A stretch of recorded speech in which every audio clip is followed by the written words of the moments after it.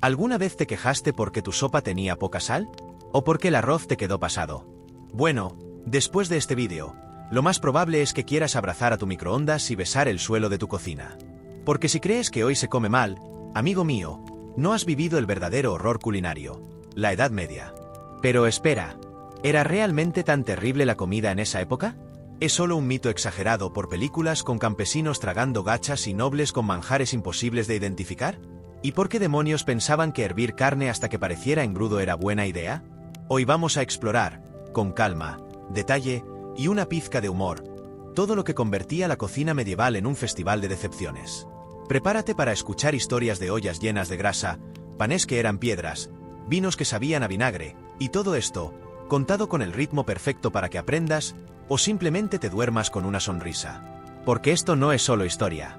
Es una historia aburrida para dormir. Y créeme, el menú que servían en la Edad Media es el sedante más efectivo que se haya inventado. Pausa lenta. Empecemos por el principio. Imagínate despertar en una cabaña de madera, sin ventanas, con el olor de humo impregnado en la ropa y un gato durmiendo encima de un saco de paja que llaman cama. ¿Tienes hambre? Claro. Pero tu desayuno consiste en pan duro del día anterior o de la semana pasada. Si tienes suerte, puedes mojarlo en un poco de caldo. Si no, solo agua. Y créeme, no es agua Evian. Es agua de un pozo compartido por media aldea y probablemente varios sapos. En esta primera parte vamos a entender por qué la comida en la Edad Media sabía tan mal, incluso para los estándares de la época. No se trata solo de falta de ingredientes o pobreza. Hay algo más profundo, desde la tecnología que usaban, las supersticiones que guiaban sus recetas, hasta el hecho de que nadie sabía nada sobre bacterias. Nada. Literalmente, nada.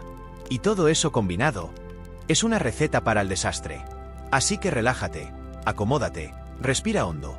Y acompáñame en este viaje hacia el pasado donde descubriremos cómo algo tan simple como una zanahoria podía arruinarte el día. O el mes. O, bueno, la vida. Pero antes, pongamos algunas bases. ¿Qué significa comer mal? Hoy cuando hablamos de comer mal, pensamos en comida rápida, frituras, exceso de azúcar. Pero en la Edad Media, el concepto era distinto. Comer mal podía significar no comer. O comer lo mismo durante semanas. O tragar algo que te mataba lentamente. De hecho, muchas enfermedades comunes estaban directamente ligadas a la dieta. La desnutrición era la norma, no la excepción. Además, el concepto de sabor era completamente distinto al nuestro.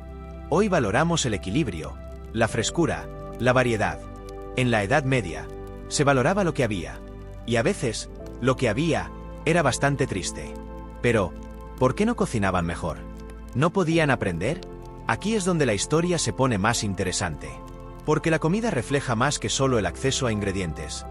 Refleja conocimiento, cultura, religión, tecnología y hasta poder político. Por ejemplo, ¿sabías que la Iglesia tenía reglas estrictas sobre lo que podías comer y cuándo? ¿O que la falta de refrigeración hacía que los alimentos fermentaran, se pudrieran y aún así los comieran? Y aunque había banquetes lujosos, no te dejes engañar.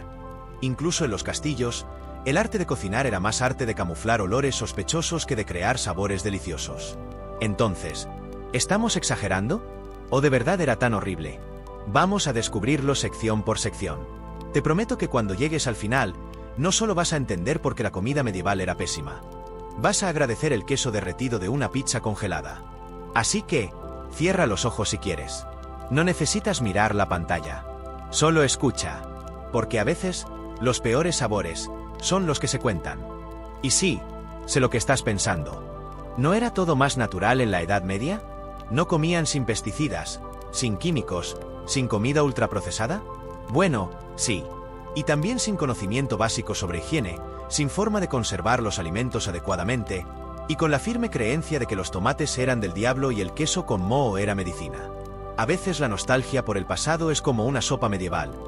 Parece prometedora, pero al probarla, decepción absoluta. Sigamos con otra escena. Imagina que eres un cocinero en el año 1253.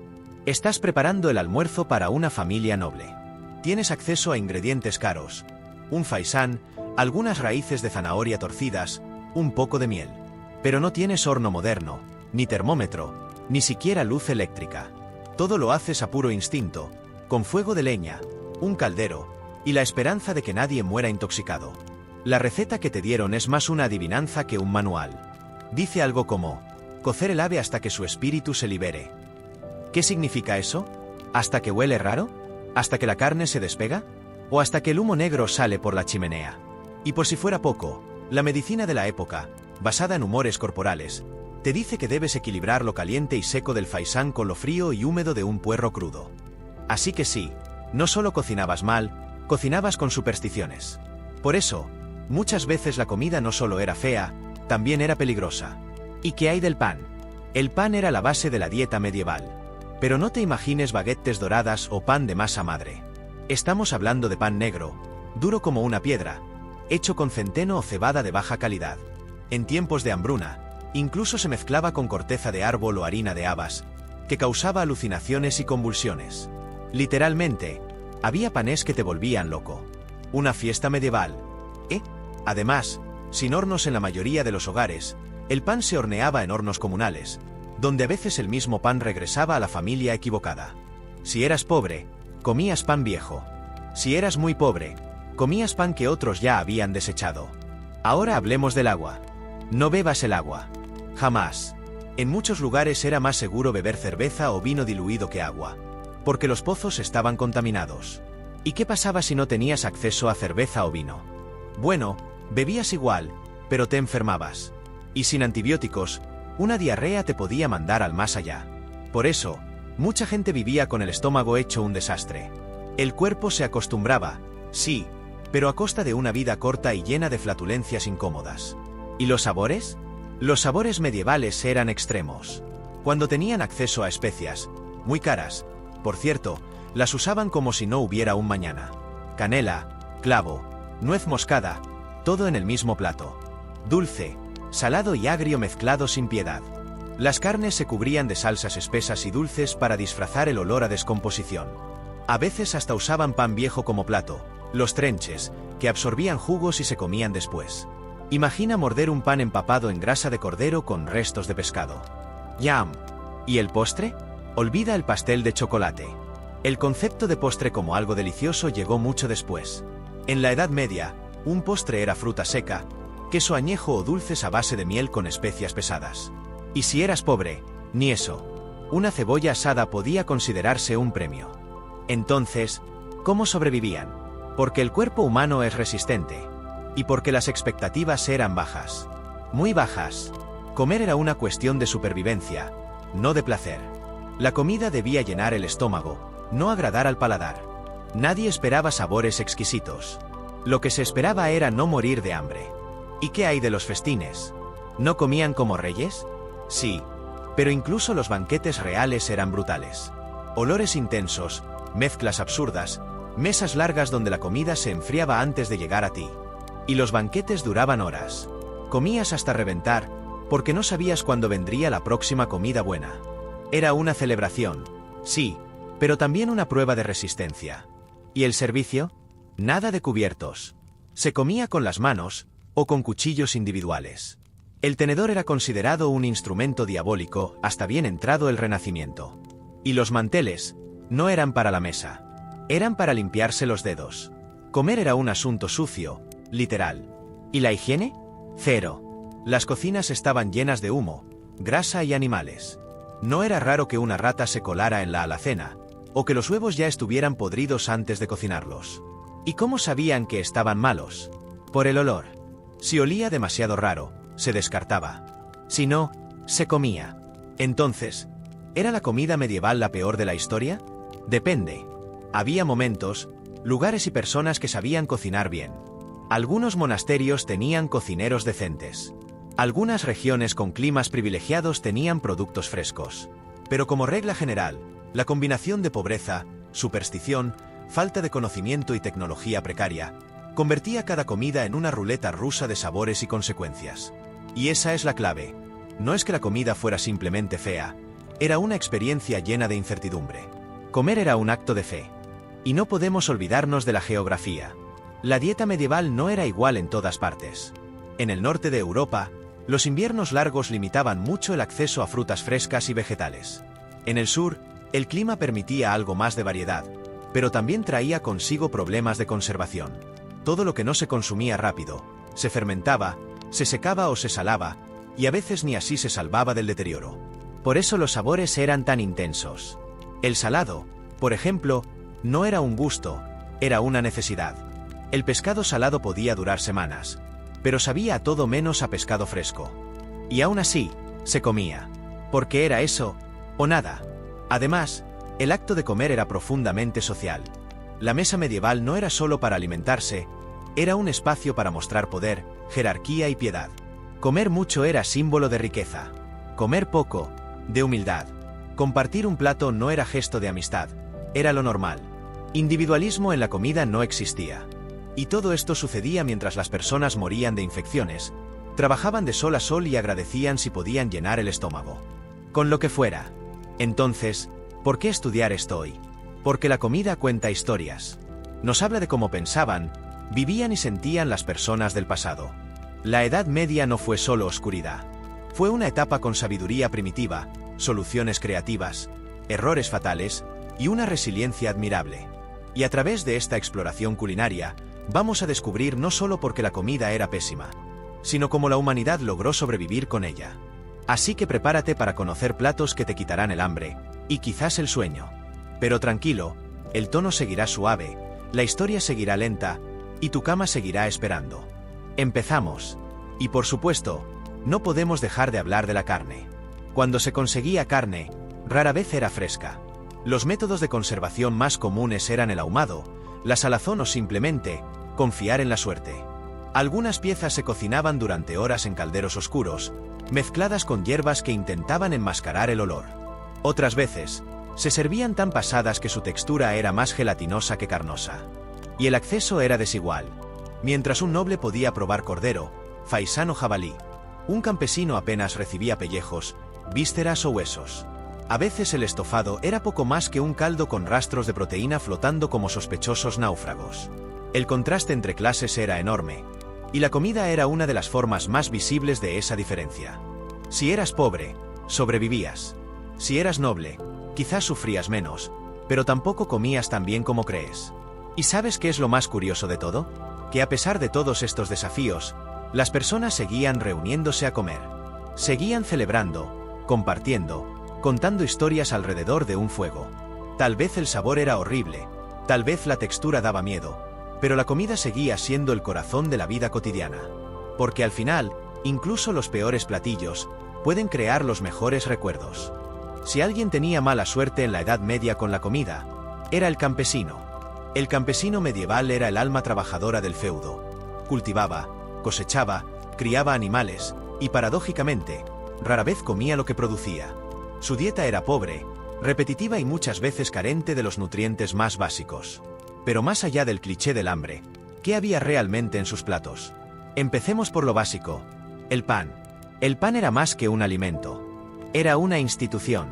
Un campesino podía no comer carne durante meses, pero pan, eso sí tenía que haber. El problema era la calidad. Se hacía con lo que hubiera: cebada, centeno, avena, a veces incluso legumbres molidas. El resultado era un pan oscuro, denso, ácido y pesado. Le decían pan negro no por estilo, sino por necesidad. Y aquí viene la tragedia. En épocas de escasez, las harinas se mezclaban con cosas aún peores: corteza de árbol molida, salvado grueso, e incluso arcilla. Sí, arcilla. No para sabor, para rendir más. Este pan podía desgastar los dientes, inflamar el estómago y causar enfermedades. Pero era pan. Y eso bastaba. Ahora, si el pan era el pilar, el potaje era el muro que lo sostenía. El potaje medieval era una mezcla de lo que hubiera. Literalmente. Lentejas, habas, guisantes, hojas verdes, raíces, todo en una olla de barro cocido lentamente. El caldo tomaba sabor según el ingrediente dominante, o el más viejo. En algunas zonas se le agregaba cebolla, ajo o incluso leche si había suerte. Pero la carne era rara. Muy rara. Se usaban huesos para dar sabor, grasa rancia para espesar y pan duro para darle cuerpo. El resultado era algo espeso, nutritivo y poco fotogénico. Pero el potaje era vital. Llenaba el estómago, se podía recalentar y compartía en familia. Y ahí aparece otro ingrediente fundamental: el tiempo. Cocinar en la Edad Media no era rápido. No había hornos de microondas ni ollas a presión. Un potaje podía tardar horas. Se cocinaba lentamente en el fuego común mientras se trabajaba el campo. El mismo fuego servía para calentar el hogar, ahuyentar animales y cocinar todo. Por eso muchos platos sabían a humo o a madera quemada. ¿Y qué más había? En tiempos buenos, algunas verduras, nabos, repollos, zanahorias torcidas, puerros, coles. Pero cuidado, las papas, el maíz y los tomates no existían aún en Europa. Así que la variedad era limitada. Y la fruta era un lujo. Se comía en temporada, muy madura, y en pequeñas cantidades. ¿Y la carne? Bueno, la carne era como un mito. Se tenía los animales más por lo que ofrecían vivos, leche, huevos, tracción, que por su carne. Matar una gallina era un lujo. Matar un cerdo, un evento. La matanza del cerdo era una fiesta anual. Y se aprovechaba todo. Carne, grasa, piel, huesos, sangre. Con eso se hacían embutidos, sopas, mantecas y otras delicias rústicas. Pero el resto del año, nada. El queso sí era más común. De cabra o de oveja, rústico, ácido y muchas veces cubierto de moho. Pero servía. Aportaba grasa, proteínas y lo mejor, duraba. Lo mismo con la leche agria, que era una constante. Yogures primitivos, mantecas caseras y requesones completaban el panorama lácteo. ¿Y qué bebían los campesinos? Principalmente cerveza o sidra ligera. Agua solo si no había otra opción. Y muchas veces, el agua se hervía antes. No por higiene, sino porque hervida se usaba en sopas o infusiones. Las infusiones eran muy populares, con ortigas, hojas silvestres, flores. No por placer, sino porque eran baratas y llenaban. Y aquí hay un detalle importante: el ayuno forzado. Muchos campesinos no comían 3 veces al día. A veces 1 o 2. La idea del desayuno, almuerzo y cena es moderna. En la Edad Media, se comía cuando se podía. Un desayuno pobre, un almuerzo fuerte y una cena ligera, si quedaba algo. Pero aún así, había momentos de alegría. Las ferias, las fiestas religiosas y las cosechas eran oportunidades para probar cosas nuevas. Pasteles de frutas, panes dulces con miel, tortas rústicas. Comida de celebración. Escasa, sí, pero memorable. Y por supuesto, el campesino también tenía sus trucos. Guardaban hongos secos, usaban hierbas para dar sabor, fermentaban frutas silvestres, hacían panqueques de avena. Lo poco que tenían, lo estiraban. Lo viejo, lo reciclaban. En invierno, sobrevivían gracias al ingenio. En resumen, la comida campesina era un reflejo de su vida. Dura, simple, limitada, pero resistente. No comían por placer. Comían para no caer. Y si acaso había sabor, era pura coincidencia. Pero lo más fascinante no era solo lo que comían, sino cómo sobrevivían comiendo tan poco. El cuerpo del campesino medieval estaba acostumbrado a la escasez. La energía que se consumía trabajando el campo era inmensa, y sin embargo, la ingesta calórica era mínima. El hambre era una compañera constante, pero una con la que aprendieron a convivir. De hecho, algunos estudios indican que el promedio de ingesta diaria de un campesino podía ser inferior a lo que hoy consume un oficinista sedentario. Y claro, eso tenía consecuencias. Las estaturas eran más bajas. Las enfermedades infecciosas se propagaban con más facilidad debido a los sistemas inmunes debilitados. Las muertes infantiles eran altísimas. Y aún así, seguían adelante. Uno de los trucos más ingeniosos para rendir los alimentos eran los platos comunitarios. Se cocinaba para muchos en una sola olla. Se servía en grandes platos centrales. Cada quien comía con cuchara de madera o con las manos. No había tu porción y mi porción. Había una sola comida, compartida. Esto no solo fomentaba el sentido de comunidad, también permitía que la poca comida se distribuyera mejor. Y no olvidemos la figura del jardín doméstico. Cada familia campesina tenía un pequeño huerto, aunque fuera mínimo. Allí se cultivaban hierbas, cebollas, nabos, rábanos, acelgas, cualquier cosa que pudiera crecer rápido y sin demasiado cuidado. Era un suplemento vital a la dieta básica. De allí también salían remedios caseros, infusiones y conservas improvisadas. Uno de los ingredientes más versátiles era la col. La col se comía hervida, frita, fermentada o en potaje. Era fácil de cultivar, Aguantaba el frío y llenaba mucho. Pero su sabor dejaba que desear. Lo mismo con los nabos, que eran las papas del campesino medieval. Se comían asados, en sopa o simplemente hervidos con sal, si había sal. Porque sí, la sal era un lujo. En algunas regiones era tan escasa que se usaba como moneda. El campesino promedio solo podía salar sus comidas en momentos especiales. Por eso, muchos alimentos se fermentaban o se secaban sin más, quedando con sabores fuertes, casi agresivos. Y las hierbas silvestres jugaban un rol esencial. Ortiga, diente de león, acedera, alfalfa. Muchas de estas plantas consideradas maleza hoy, eran la diferencia entre una sopa insípida y una mínimamente aceptable. Además, se creía que algunas tenían propiedades curativas. Comer no era solo alimentarse, era también medicina preventiva. Una de las formas más extrañas pero comunes de cocinar era el uso del stone soup. Una olla con agua, algunas piedras calientes y lo que se pudiera añadir. Era más ritual que receta. Las piedras se usaban para conservar el calor, y se decía que transmitían energía. Por supuesto, lo que realmente hacía el trabajo eran las hojas, raíces o huesos que se agregaban, pero la piedra tenía un lugar simbólico. Durante los inviernos, la situación se volvía crítica. Se comía lo que se había guardado. Raíces enterradas, legumbres secas, cebollas colgadas del techo. El pan se endurecía tanto que había que remojarlo. Y el potaje se convertía en una gelatina gris que se recalentaba una y otra vez. Lo que hoy tiraríamos a la basura, era oro en esa época.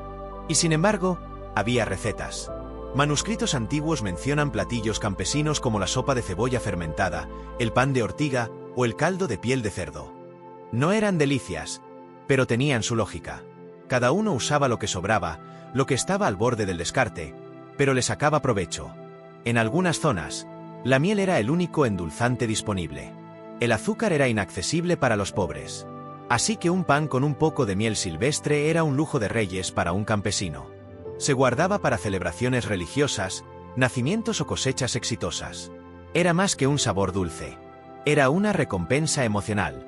También se fermentaban frutas, y se obtenían bebidas ligeras como la hidromiel o pequeños vinos frutales.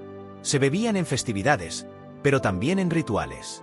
Porque en el mundo campesino, la comida estaba entrelazada con lo sagrado. Comer era agradecer, era sobrevivir, y rezar por un día más. Y aunque parezca extraño, los campesinos también usaban la intuición como herramienta culinaria. No había recetas exactas. Se cocinaba con la memoria, con lo aprendido observando a madres, abuelas, vecinos. Se sabía cuando un potaje estaba listo por su olor, por su textura, por el sonido que hacía al burbujear. Era un saber orgánico, pasado de generación en generación. Y así, entre caldos ralos, panés duros y vegetales torcidos, se forjó la resistencia del pueblo. Porque puede que la comida fuera pésima, pero la voluntad de vivir era exquisita. Y no todo era miseria pura. Incluso en la pobreza, los campesinos encontraron formas de disfrutar su comida. Aparecen en documentos recetas simples como el pan frito en grasa de cerdo con ajo, o una especie de tortilla de hierbas silvestres, cocinada sobre piedras calientes. Eran invenciones humildes, pero hechas con orgullo. Además, la relación con la comida estaba profundamente influida por el ritmo del campo y la religión. La cuaresma, los días de ayuno, las vigilias, todo tenía normas dietéticas. Muchos días al año estaban prohibidos para la carne, así que la creatividad se volvía necesidad. De ahí la importancia de los potajes, los caldos, los panés con semillas. Y cuando se celebraba de verdad. Las bodas, los nacimientos, las cosechas exitosas, eran una excusa para juntar ingredientes, compartir recetas, improvisar manjares. En esos días, una tarta de frutas secas, un guiso con carne de verdad o una olla con leche y miel, sabían a gloria. La cocina campesina medieval era tosca, sí, pero también era sincera. No pretendía engañar. No disfrazaba sabores con técnicas sofisticadas. Era lo que era. Y por eso, es tan poderosa como testimonio del pasado. Hoy, cuando abrimos la nevera y dudamos entre 5 tipos de yogur, es difícil imaginar lo que era vivir con solo 2 o 3 ingredientes disponibles. Pero entender eso, nos conecta. Con el pasado, con la tierra, con la gente que vino antes. Porque al final del día, esa comida, aunque pésima, fue el combustible de millones de personas que labraron campos, construyeron pueblos y criaron generaciones. Puede que no haya sido sabrosa, pero sí fue esencial. Y es curioso pensar que hoy, muchas de esas comidas que rechazamos o consideramos pobres, están regresando. Los panés rústicos, las sopas de raíces, los fermentos naturales, están de moda. ¿Ironía? Tal vez. ¿Justicia histórica? Quizás. Lo cierto es que la comida campesina medieval, por fea que fuera, sentó las bases de muchas tradiciones que aún perduran. De ahí nacieron técnicas de conservación que hoy llamamos artesanales. De ahí vienen nuestras sopas caseras, nuestras infusiones con hierbas, y el respeto por el producto simple. Claro, nadie quiere volver a comer pan con arcilla. Pero entender cómo vivían, y comían, esas personas, nos da perspectiva. Nos ayuda a valorar lo que tenemos. Y nos invita a reflexionar sobre qué es realmente una buena comida. ¿Es sabor? ¿Es nutrición? ¿Es compañía? ¿O es simplemente el acto de compartir lo poco que se tiene? En la Edad Media, la respuesta era clara. Una buena comida era la que te permitía seguir vivo. Y eso, en su forma más pura, sigue siendo verdad hoy. Porque aunque hoy cenes una pizza congelada, un ramen instantáneo o una ensalada gourmet, cada bocado es una victoria que millones de campesinos medievales jamás pudieron imaginar. Así que la próxima vez que pienses que estás comiendo mal, recuerda, hubo un tiempo en que sobrevivir ya era suficiente. Cuando pensamos en la Edad Media y en la comida, muchas veces imaginamos a los campesinos comiendo gachas, y a los nobles en grandes banquetes, con jabalíes asados, copas doradas, y platos llenos de delicias exóticas. Pero, ¿qué tan real era eso? La verdad es que sí, los nobles comían más, pero no necesariamente mejor. Porque si hay una palabra que describe la cocina noble medieval, esa palabra es exceso. Exceso de grasa, exceso de especias, exceso de reglas, y un exceso de pretensión. La comida era símbolo de poder. No se cocinaba para disfrutar, sino para mostrar riqueza. Y eso traía consecuencias curiosas. Empecemos por el banquete típico. Un noble importante podía tener un almuerzo de varios platos, pero no platos como los entendemos hoy. Eran tandas, o servicios, de comida servida al mismo tiempo en grandes mesas. Y cada tanda podía incluir pavos reales rellenos, cisnes decorados con sus plumas, sopas espesas con almendras molidas, tartas de carne dulce, todo mezclado. Lo dulce con lo salado, lo caliente con lo frío. No había orden, solo abundancia. Y lo que no se comía, se dejaba. Porque comer mucho no era tan importante como mostrar que se podía dejar comida. El desperdicio era parte del espectáculo. Cuanta más comida sobraba, más rico eras. Pero aquí viene el detalle. El sabor no era necesariamente agradable. Muchos platos estaban tan llenos de especias, miel, vinagre o frutas secas que sabían a perfume. Literalmente. Era común combinar carne con azúcar, pescado con canela, o pollo con uvas pasas en vinagre. ¿Suena raro? Lo era. ¿Y por qué hacían eso? Porque el gusto medieval estaba influenciado por la medicina. La teoría de los 4 humores decía que los alimentos debían equilibrar el cuerpo. Así que un alimento caliente y seco debía mezclarse con otro frío y húmedo. No importaba si el sabor resultante era confuso. Lo importante era que el médico del castillo lo aprobara. Además, las especias eran símbolo de estatus. Clavo, canela, pimienta, jengibre, todo eso venía de Asia. Era carísimo. Así que, entre más especias tenía un plato, más dinero había detrás. No importaba si combinaban o no. ¿Y qué tal la cocción? La mayoría de los castillos tenían cocinas enormes, oscuras y llenas de humo. Se cocinaba en grandes fuegos de leña, con ollas colgantes, asadores giratorios y bandejas de hierro. No había control de temperatura, ni temporizadores. Se cocinaba a ojo. Y eso significaba que muchos platos estaban sobrecocidos, o medio crudos. Y si algo olía raro, se le ponía más especias. ¿Y cómo se servía todo esto? Con gran ceremonia. Los banquetes eran eventos teatrales. Se anunciaban los platos con trompetas. Se decoraban con pan de oro. Los animales asados se presentaban con su piel reconstruida. Todo era un espectáculo. Incluso había platos trampa, como pasteles rellenos de aves vivas que salían volando al cortarlos. Sí, en serio. Pero claro, comer todo eso tenía consecuencias. Las crónicas hablan de nobles con problemas digestivos constantes. Reflujo, gota, obesidad, enfermedades causadas por una dieta rica en grasa animal, carbohidratos pesados y alcohol. Porque sí, se bebía mucho. Vino tinto, blanco, especiado, incluso cerveza. Y el agua, solo si era hervida. ¿Y había frutas y verduras? Muy pocas. Se creía que las verduras crudas causaban enfermedades. La fruta solo se comía cocida, y las ensaladas eran vistas con sospecha. Así que la dieta noble, aunque abundante, era desequilibrada. Eso sí, tenían acceso a productos exóticos. Mariscos traídos desde la costa, azúcar importado, almendras molidas, leche de cabra, mantequilla, y muchas aves diferentes. Pavos reales, cisnes, garzas, patos, codornices. Pero eso no garantizaba una comida deliciosa. Porque muchas veces, esos ingredientes se cocinaban juntos, en recetas complicadas que buscaban impresionar más que nutrir. Y la presentación era clave. Se teñían alimentos con azafrán para que fueran dorados. Se hacían salsas de colores. Se cortaban frutas en formas extrañas. Se construían esculturas de mantequilla. Todo eso mientras el plato, como tal, sabía a mezcla de perfume, grasa y vinagre. Y por si fuera poco, el noble rara vez comía solo. Estaba acompañado por decenas de personas.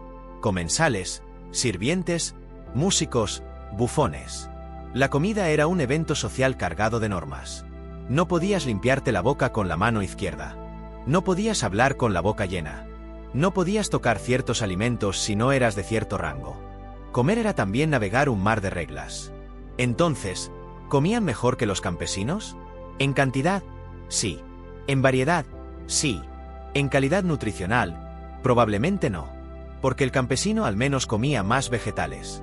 El noble comía para mostrar poder. Y eso, muchas veces, significaba llenar el estómago de cosas incomibles.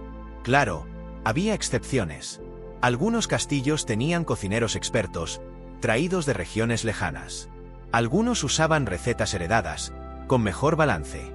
Y en tiempos de paz, los ingredientes podían ser más frescos.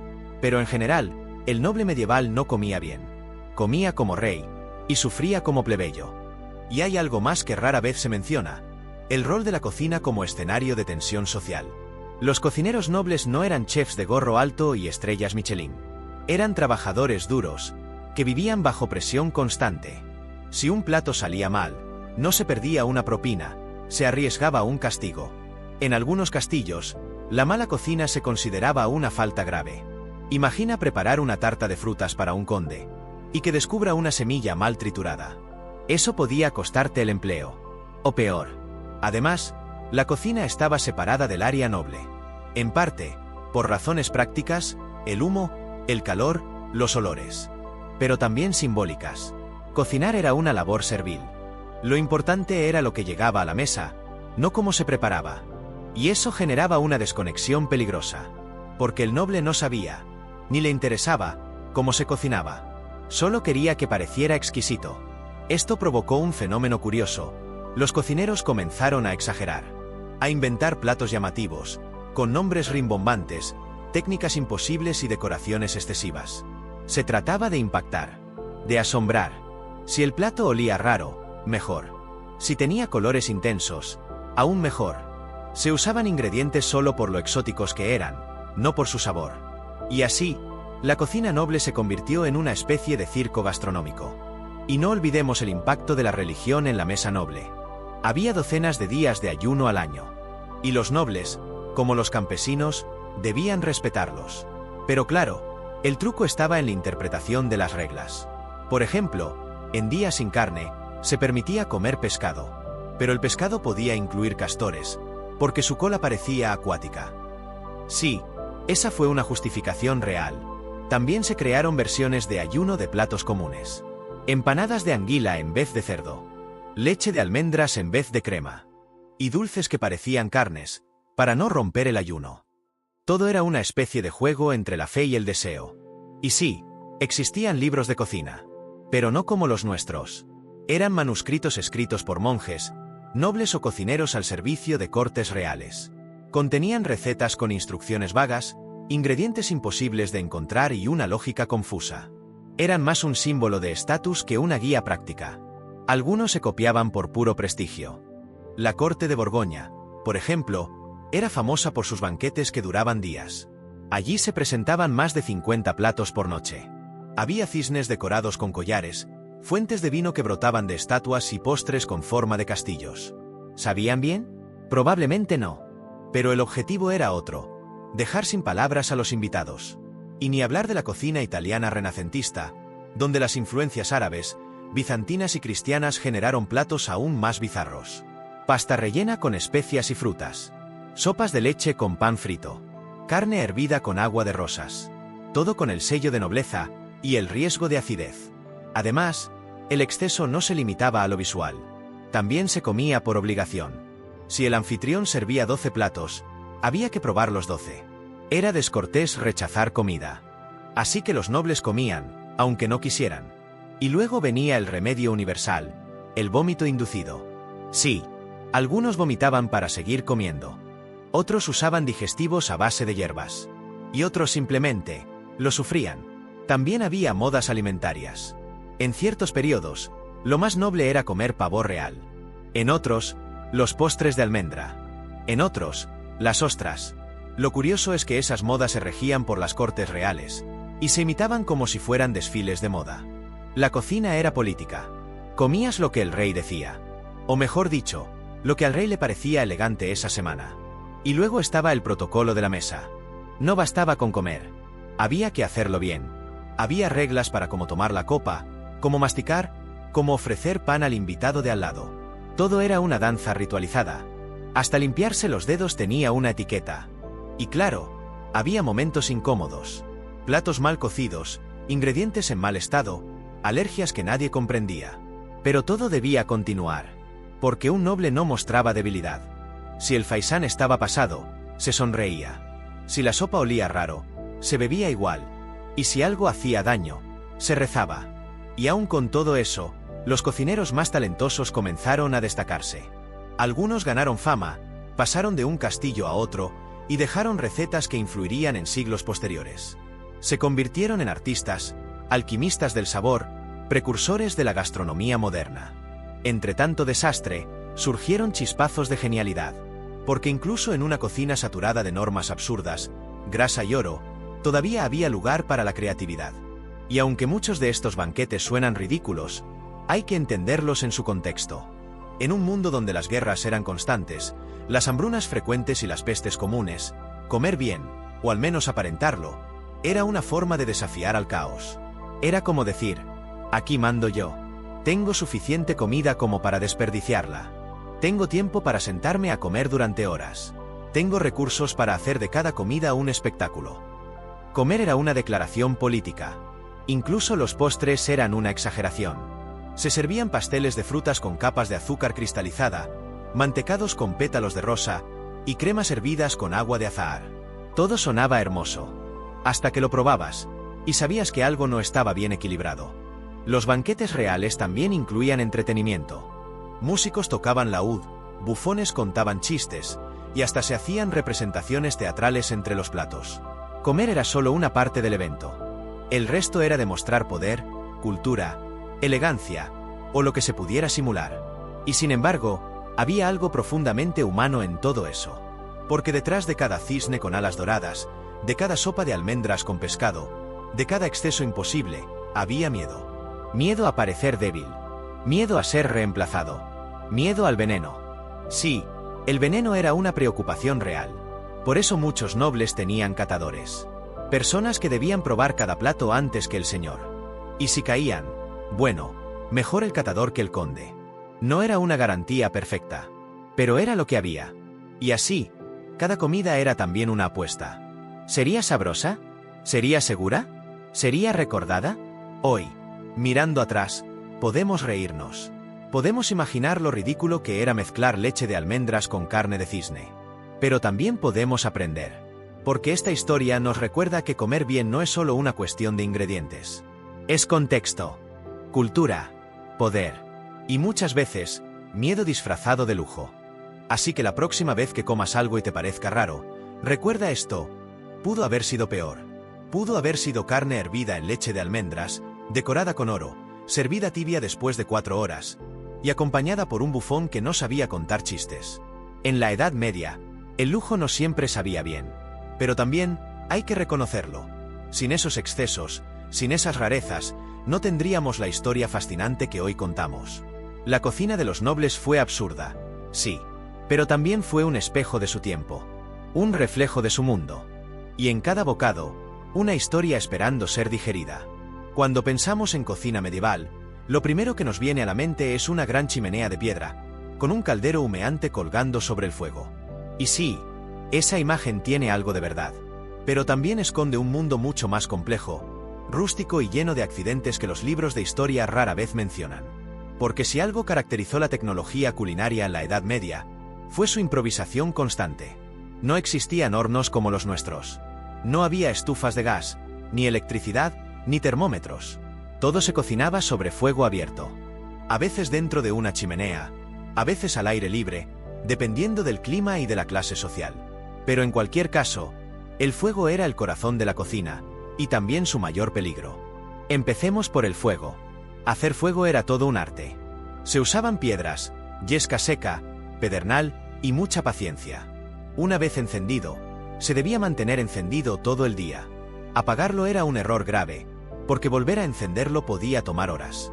Por eso muchas casas mantenían una pequeña brasa encendida incluso por la noche. Si llovía, si entraba viento, si se mojaba la leña, adiós cocina.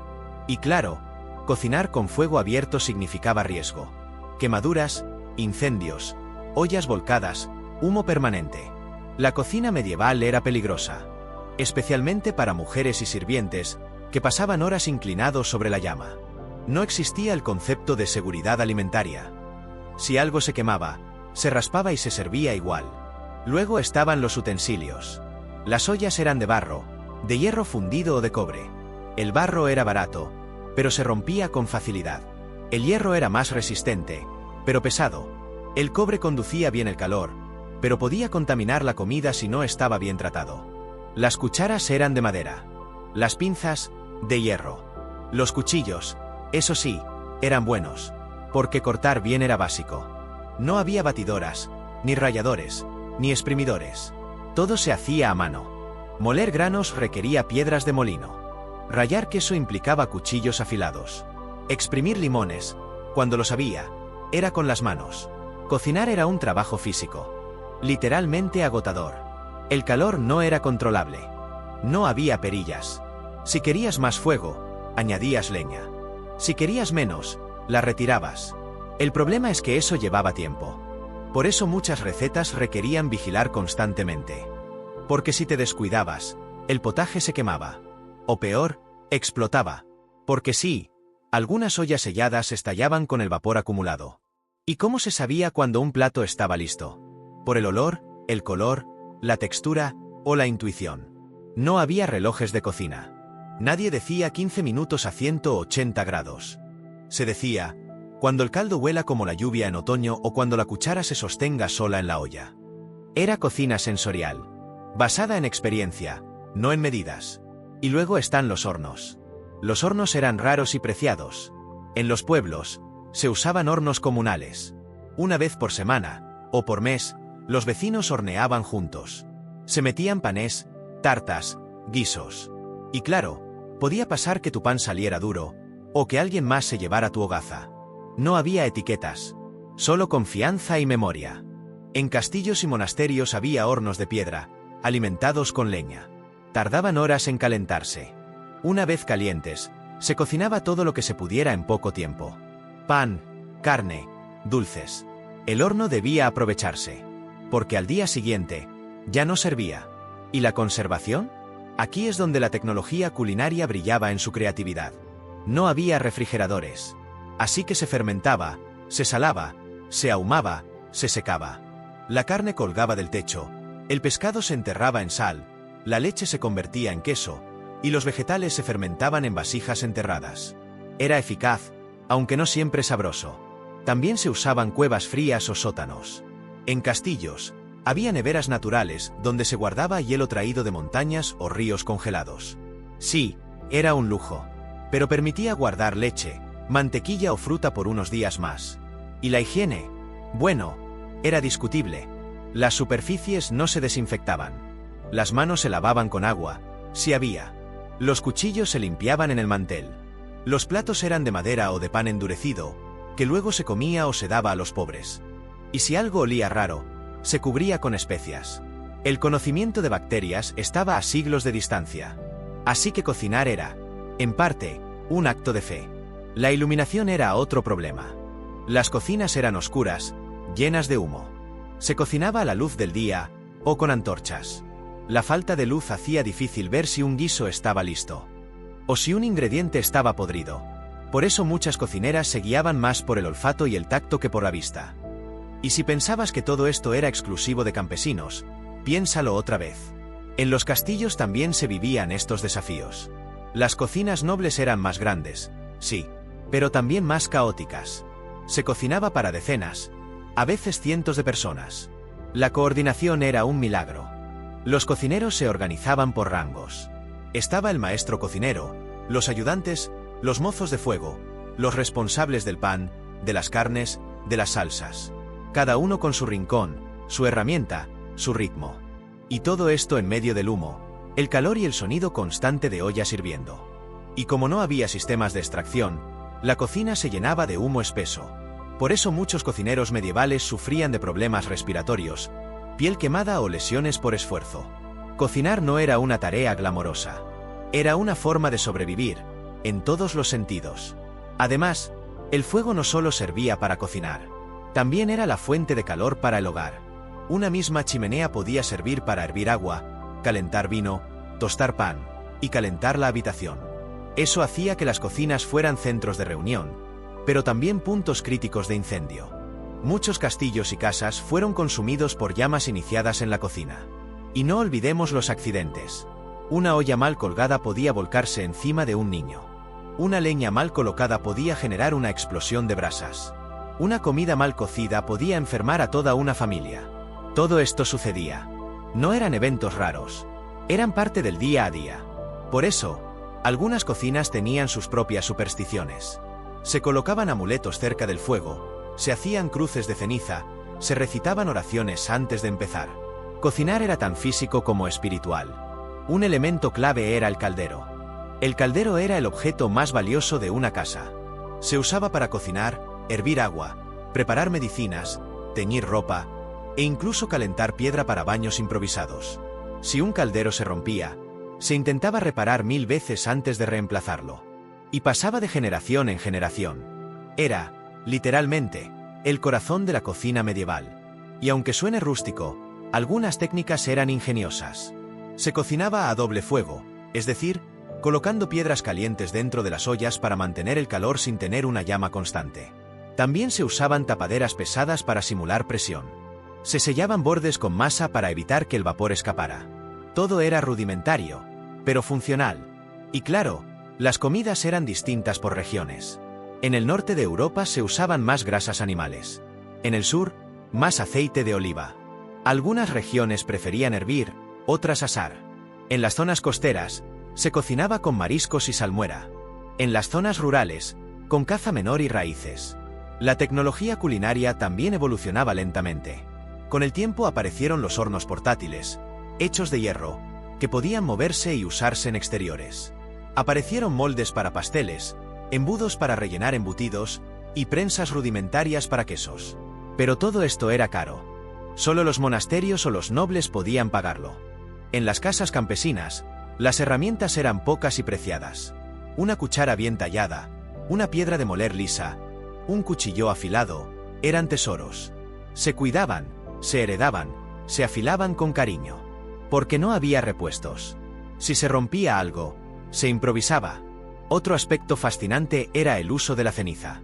La ceniza servía para limpiar, conservar y hasta cocinar. Se usaba para lavar utensilios, para curar jamones, para mantener los huevos frescos.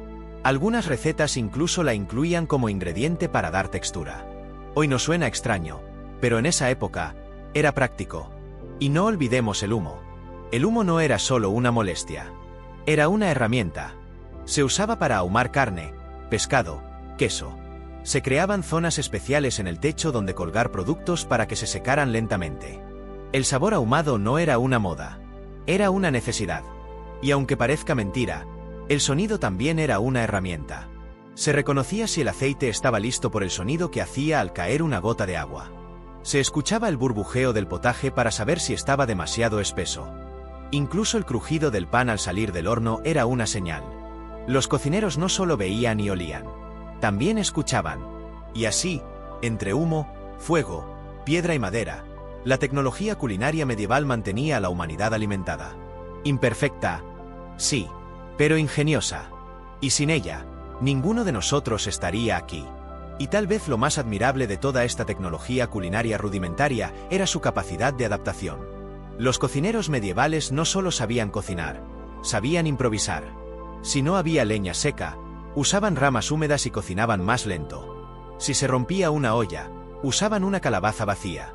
Si el cuchillo no cortaba, lo afilaban con piedras del río. Nada se tiraba, todo se reutilizaba. Además, muchas técnicas que hoy consideramos modernas tienen sus raíces en esta época. La cocción lenta, por ejemplo. El uso del vapor. El aprovechamiento del calor residual. Incluso el principio de cocinar al vacío tiene sus antecedentes en técnicas de sellado medievales con grasa o arcilla. Y si bien no existía la ciencia como hoy la conocemos, había una sabiduría empírica transmitida de generación en generación.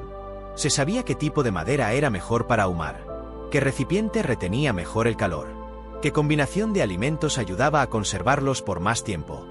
Era conocimiento vivo, aprendido en la práctica, grabado en la memoria. En ese sentido, la cocina medieval era también una escuela silenciosa, un espacio de formación continua, donde cada comida era una lección, donde el error no era castigado con una mala calificación, sino con una comida incomible. Y es importante decirlo, no todo era fracaso. Muchas comidas salían bien. Había días en que el potaje tenía el espesor justo. El pan salía dorado. El queso estaba en su punto. Y en esos momentos, entre el humo y el cansancio, nacía algo hermoso, la satisfacción. La satisfacción de haber hecho algo útil. De haber alimentado a una familia. De haber domado el fuego, aunque fuera por un rato. Esa es, tal vez, la verdadera herencia de la tecnología culinaria medieval. No sus herramientas, no sus recetas, sino su espíritu. Ese espíritu que dice, con poco, hago mucho. Con lo que tengo, creo algo mejor. Y si hoy tenemos ollas eléctricas, hornos inteligentes y neveras digitales, es gracias a quienes, hace siglos, cocinaron entre brasas, barro y fe. Y quizás, si escuchas con atención, puedas oírlo. El crujido de la leña encendiéndose, el hervor lento de una sopa espesa, el eco de voces compartiendo una receta sin medidas. Esa era la cocina medieval, imperfecta, humeante, viva. Una cocina que, sin saberlo, encendió la chispa de todo lo que hoy llamamos gastronomía. Así que la próxima vez que te quejes porque el horno tarda en calentar o porque no encuentras la tapa exacta de tu sartén, recuerda esto. Hubo un tiempo en que cocinar era una batalla diaria. Y aún así, cada comida era una pequeña victoria. Y en cada receta moderna, en cada ingrediente que medimos con precisión, aún vive ese espíritu ancestral. Un legado invisible, hecho de humo, paciencia y puro ingenio. Porque la cocina, antes que ser arte o ciencia, fue siempre un acto de sobrevivencia y de amor. Una herencia silenciosa, que aún se saborea, bocado a bocado, generación tras generación. Cuando pensamos en la Edad Media, muchas veces imaginamos una Europa sin sabor. Pan rancio, sopa aguada, carne insípida. Y aunque esa imagen tiene algo de cierto, también hay una parte que nadie espera: el abuso total de las especias. Porque mientras la mayoría no tenía acceso a nada más que sal, ajo o hierbas silvestres, en los castillos y cortes reales, la comida parecía más bien una competencia de cuántas especias caras podías usar sin arruinar el plato por completo. Pero vamos por partes. Primero, ¿por qué eran tan importantes las especias? Simple. Porque eran raras. Eran exóticas. Y eran carísimas. En una época sin globalización, conseguir clavo de olor, canela, jengibre, azafrán o pimienta implicaba una odisea que cruzaba desiertos, mares y manos de mercaderes codiciosos. Traer una bolsita de especias desde Asia podía tomar meses y costar una fortuna.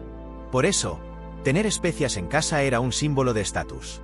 No importaba si sabías cocinarlas. Lo importante era tenerlas. Mostrar que podías permitirte echar pimienta negra al pescado. O canela a la carne. Sí, canela. Porque en la Edad Media, el dulce y el salado se mezclaban sin pudor. Y aunque para nosotros hoy suene raro, Había lógica detrás de esa mezcla. Una lógica que venía de la medicina antigua. La famosa teoría de los 4 humores decía que el cuerpo humano debía mantener un equilibrio entre lo caliente, lo frío, lo seco y lo húmedo. Y los alimentos se clasificaban igual. Así que una comida no se hacía para que fuera rica, sino para que equilibrara tu bilis negra o refrescara tu sangre caliente. Eso explicaba combinaciones tan extrañas como carne de cordero con azúcar y clavo, o pescado con jengibre, uvas pasas y vinagre. Lo importante no era el sabor, era el efecto que supuestamente tenía en tu salud interna. Comer era, en parte, una forma de medicina. Pero claro, eso solo funcionaba para los nobles, porque las especias eran tan caras, que la mayoría de la población ni siquiera sabía cómo olían.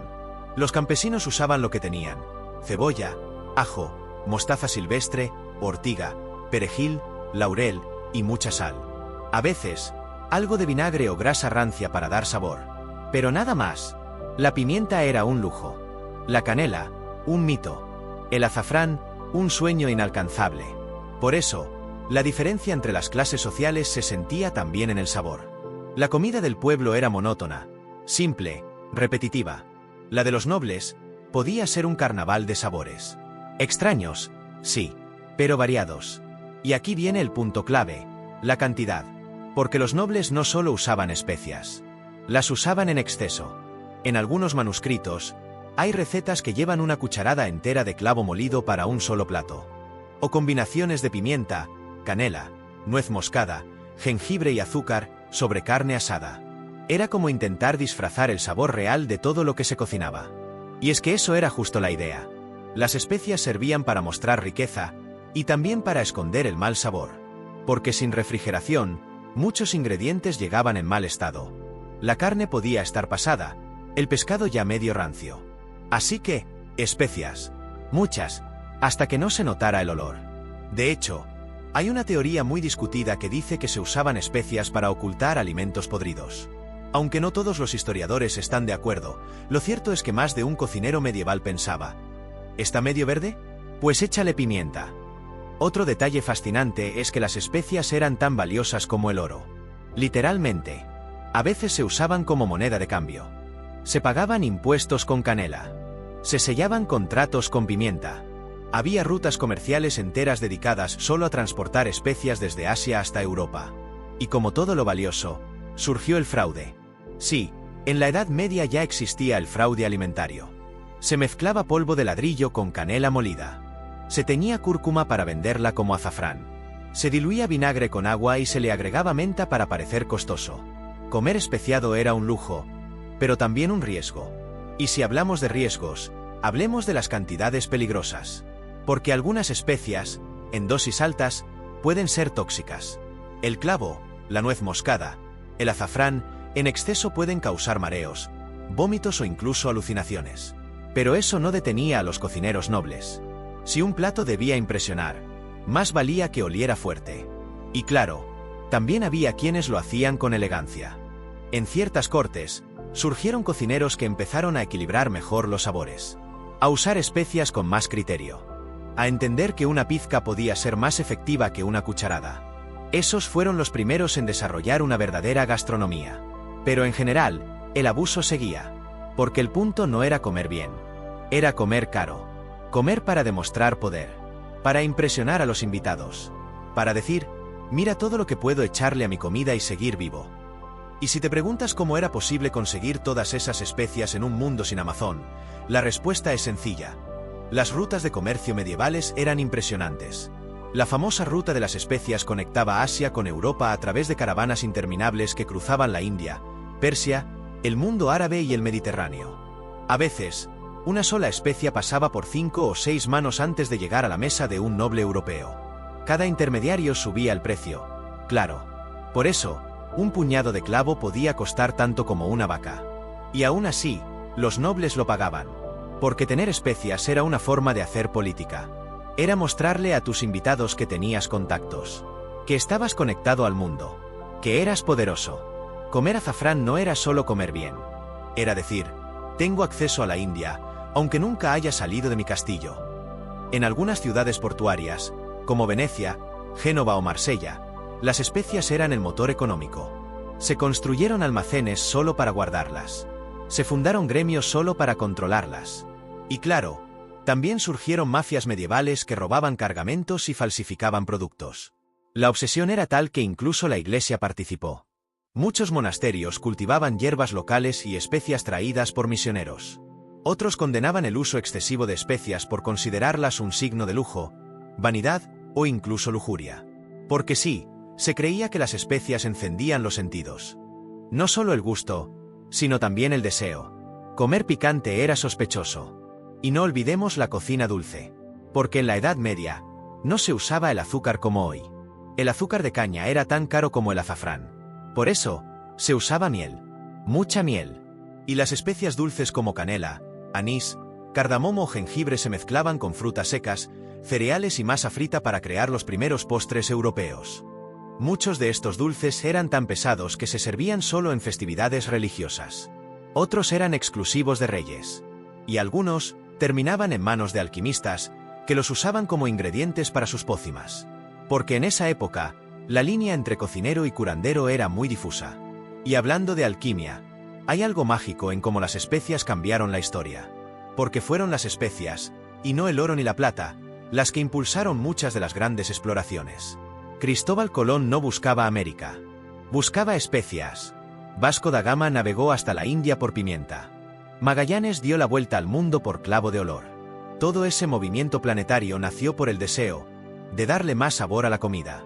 Así de poderoso era el antojo. Pero volvamos a las mesas medievales. Una cena real podía incluir 20 platos distintos, cada uno con una combinación absurda de especias. Tenía sopa de perdiz con nuez moscada, conejo con miel y mostaza, cordero con vinagre, clavo, canela y pétalos de rosa. ¿Sabía bien? Difícil de saber. Pero olía fuerte. Y eso era suficiente. Y claro, los invitados debían halagar el plato. Aunque no lo entendieran, aunque les picara la lengua, aunque no supieran si estaban comiendo carne o fruta. Porque en la corte, el peor pecado era parecer inculto. Y eso nos lleva a otro punto: el lenguaje culinario.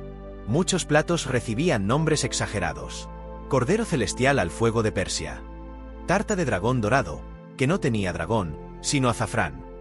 Los nombres eran parte del show. Una forma de impresionar. Y si el plato no estaba tan bueno, al menos sonaba caro. Pero no todo era fiesta. En épocas de guerra o peste, las especias escaseaban. Y ahí se notaba el caos. Los nobles sufrían síndrome de abstinencia especiada. Los cocineros improvisaban con hierbas locales. Se intentaba hacer pasar mostaza por cúrcuma. Y los platos perdían su brillo. Esas crisis alimentarias revelaban una verdad incómoda. La nobleza no sabía comer sin especias. Porque se habían acostumbrado al exceso, a la saturación, a la idea de que más sabor era siempre mejor. Cuando en realidad, a veces, menos es más. Afortunadamente, no todo el mundo pensaba así. Algunos cocineros medievales, especialmente en Italia y el sur de Francia, empezaron a experimentar con sabores locales, a dejar de lado las mezclas extremas, a valorar el sabor natural de los ingredientes. Esa fue la semilla de la cocina moderna. La idea de que el sabor no necesita disfraz. Y ahí está el mayor legado de este periodo. La Edad Media abusó de las especias, sí, pero también las democratizó. Las trajo a Europa. Las hizo parte de su cultura. Las convirtió en símbolo, en moda, en obsesión. Y al final, en ingrediente cotidiano. Hoy, cuando echas un poco de pimienta al arroz, o una pizca de canela al café, estás repitiendo un gesto milenario. Un gesto que costó imperios, guerras, exploraciones y muchos platos incomibles. Y si crees que todo esto terminó con el Renacimiento, te sorprendería saber que el amor medieval por las especias sobrevivió por siglos. Incluso en los primeros libros de cocina impresos en Europa, las recetas seguían cargadas de mezclas imposibles. Y aunque la ciencia culinaria comenzó a desarrollarse, muchas personas seguían asociando comida buena con comida especiada. Es más, durante un tiempo, ciertos platos se volvieron más especiados justo porque la gente pensaba que eran anticuados, nobles o románticos. Cocinar con muchas especias se convirtió en una forma de evocar un pasado dorado, aunque ese pasado oliera a clavo y supiera a azúcar sobre carne. Y en América, con la llegada de los colonizadores, las especias también se mezclaron con ingredientes locales. La canela conoció al cacao. El anís se combinó con el maíz. y nuevas fusiones empezaron a escribirse en las cocinas de todo el continente. Pero quizá lo más hermoso es cómo, con el tiempo, las especias se volvieron democráticas. Dejaron de ser exclusivas de los ricos. Bajaron su precio. Llegaron a todos los mercados. Y pasaron de ser símbolo de lujo a símbolo de identidad cultural. Hoy, las especias están en todas partes. En la comida callejera, en los postres de la abuela, en la cocina de autor. Están en rituales, en remedios caseros, en infusiones para el alma. Y todo eso, curiosamente, comenzó cuando un noble medieval decidió echar clavo a su pastel de pescado, solo porque podía. Así que la próxima vez que uses canela en tu arroz con leche, o que rayes un poco de nuez moscada en tu café, recuerda, estás participando en una historia milenaria. Una historia que comenzó con el capricho de un rey, la ruta de un mercader, el arte de un cocinero, y el paladar valiente de alguien que dijo, ¿y si le pongo todo esto junto? Porque la cocina, en el fondo, siempre ha sido eso, una aventura. Y las especias, sus brújulas invisibles. Y sí, puede que algunas combinaciones medievales fueran un desastre, pero en medio del caos, también hubo descubrimiento. Sabores que antes no existían. Aromas que despertaron ideas. Recetas que sobrevivieron al tiempo. Y eso, al final, es lo que queda, el gusto de haberlo intentado. Porque incluso en los errores, la historia del sabor avanza. Una cucharada a la vez. Siempre con curiosidad. Siempre con hambre de algo más. Al hablar de la Edad Media, todos pensamos en castillos, caballeros y dragones. Pero la verdadera sorpresa está en la mesa. Porque lo que se comía, y cómo se comía, en esos siglos puede resultar bastante impactante para los estómagos modernos. Prepárate, porque en esta sección nos adentramos en el lado más raro, curioso y a veces asqueroso de la alimentación medieval. Empecemos por lo básico, la carne. La carne era un lujo. Y cuando se conseguía, no se desperdiciaba nada. Y cuando digo nada, es nada.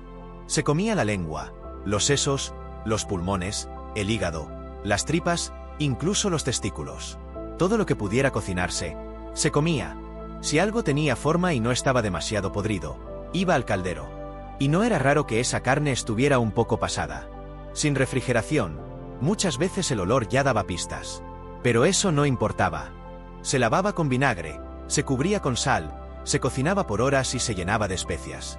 El resultado, un guiso espeso, fuerte, sospechoso, pero comestible. También se comían animales que hoy no consideraríamos comida. Erizos, cisnes, castores, grullas, tejones.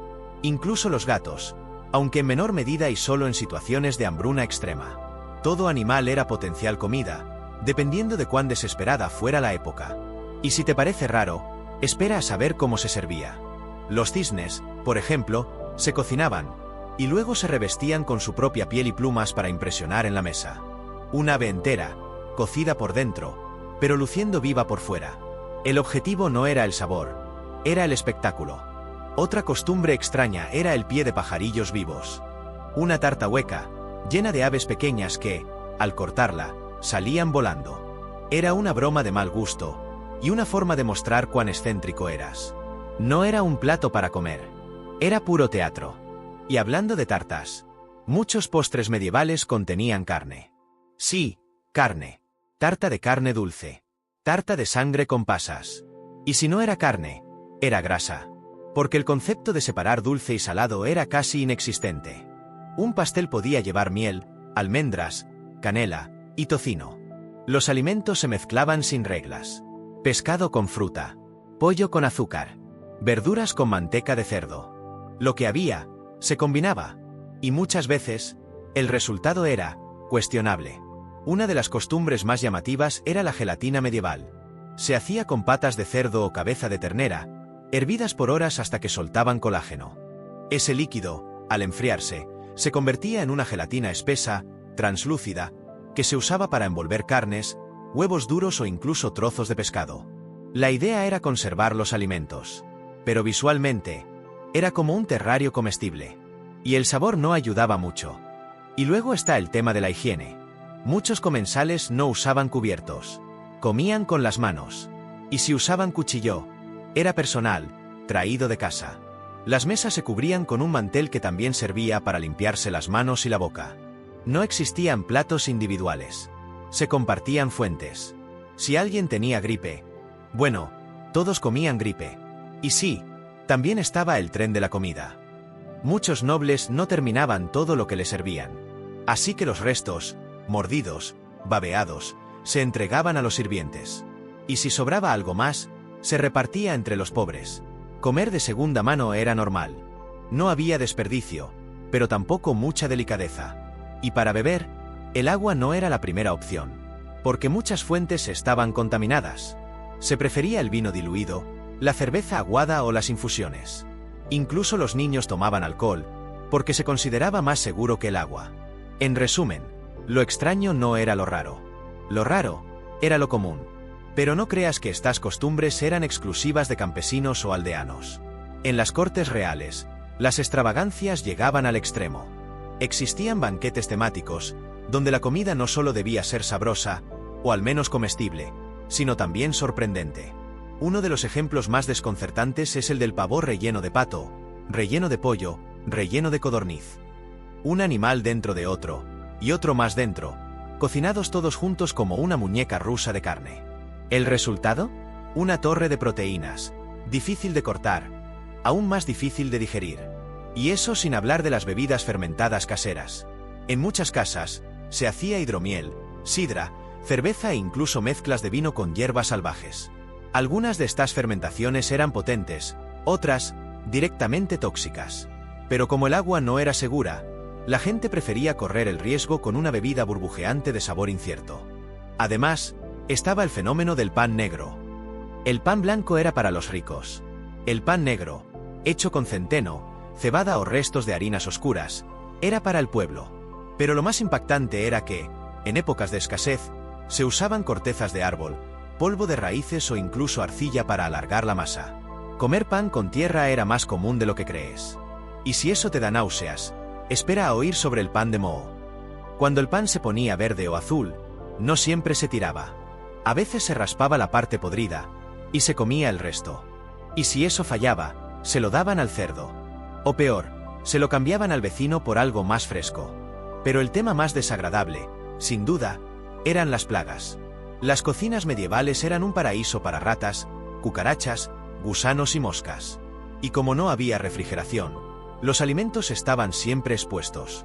Era normal encontrar larvas en la carne, moscas en el queso o cucarachas en la harina. ¿Qué hacían? Se sacudían. Se cocinaba igual. Y algunos aprovechaban el momento. Se dice que ciertos quesos eran valorados por tener larvas vivas que agregaban sabor. Este tipo de producto era el antecesor de lo que hoy se conoce como casu marzu en Cerdeña. En la Edad Media, comer queso con gusanos vivos no era solo tolerado. Era un lujo. Y luego está la comida medicamentosa. Se creía que algunos platos curaban enfermedades. Por ejemplo, se pensaba que un caldo de cerebro de cordero ayudaba a combatir el insomnio, que la sangre de gallina fortalecía el corazón, que los testículos hervidos de carnero aumentaban la fertilidad. Todo esto estaba documentado en los recetarios medievales, mezclando cocina con magia. Y sí, también había comida para el alma. Muchos ayunos religiosos obligaban a dejar la carne, pero permitían comer pescado. ¿La solución medieval?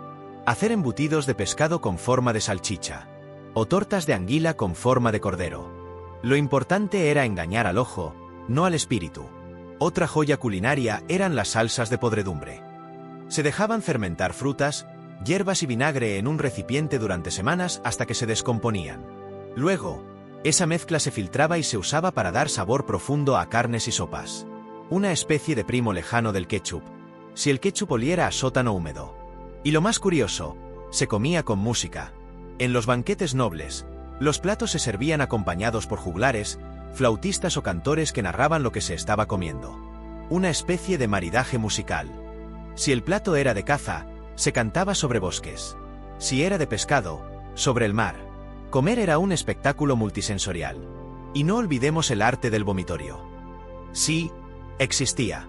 En algunos banquetes extremos, se comía tanto que había zonas designadas para vomitar y seguir comiendo. Se usaban plumas para provocar el vómito, y así liberar espacio para más comida. Era un acto aceptado. No era bulimia. Era glotonería ceremonial. Y si eso no es lo suficientemente extraño, ¿Sabías que se comían piedras? Bueno, no exactamente.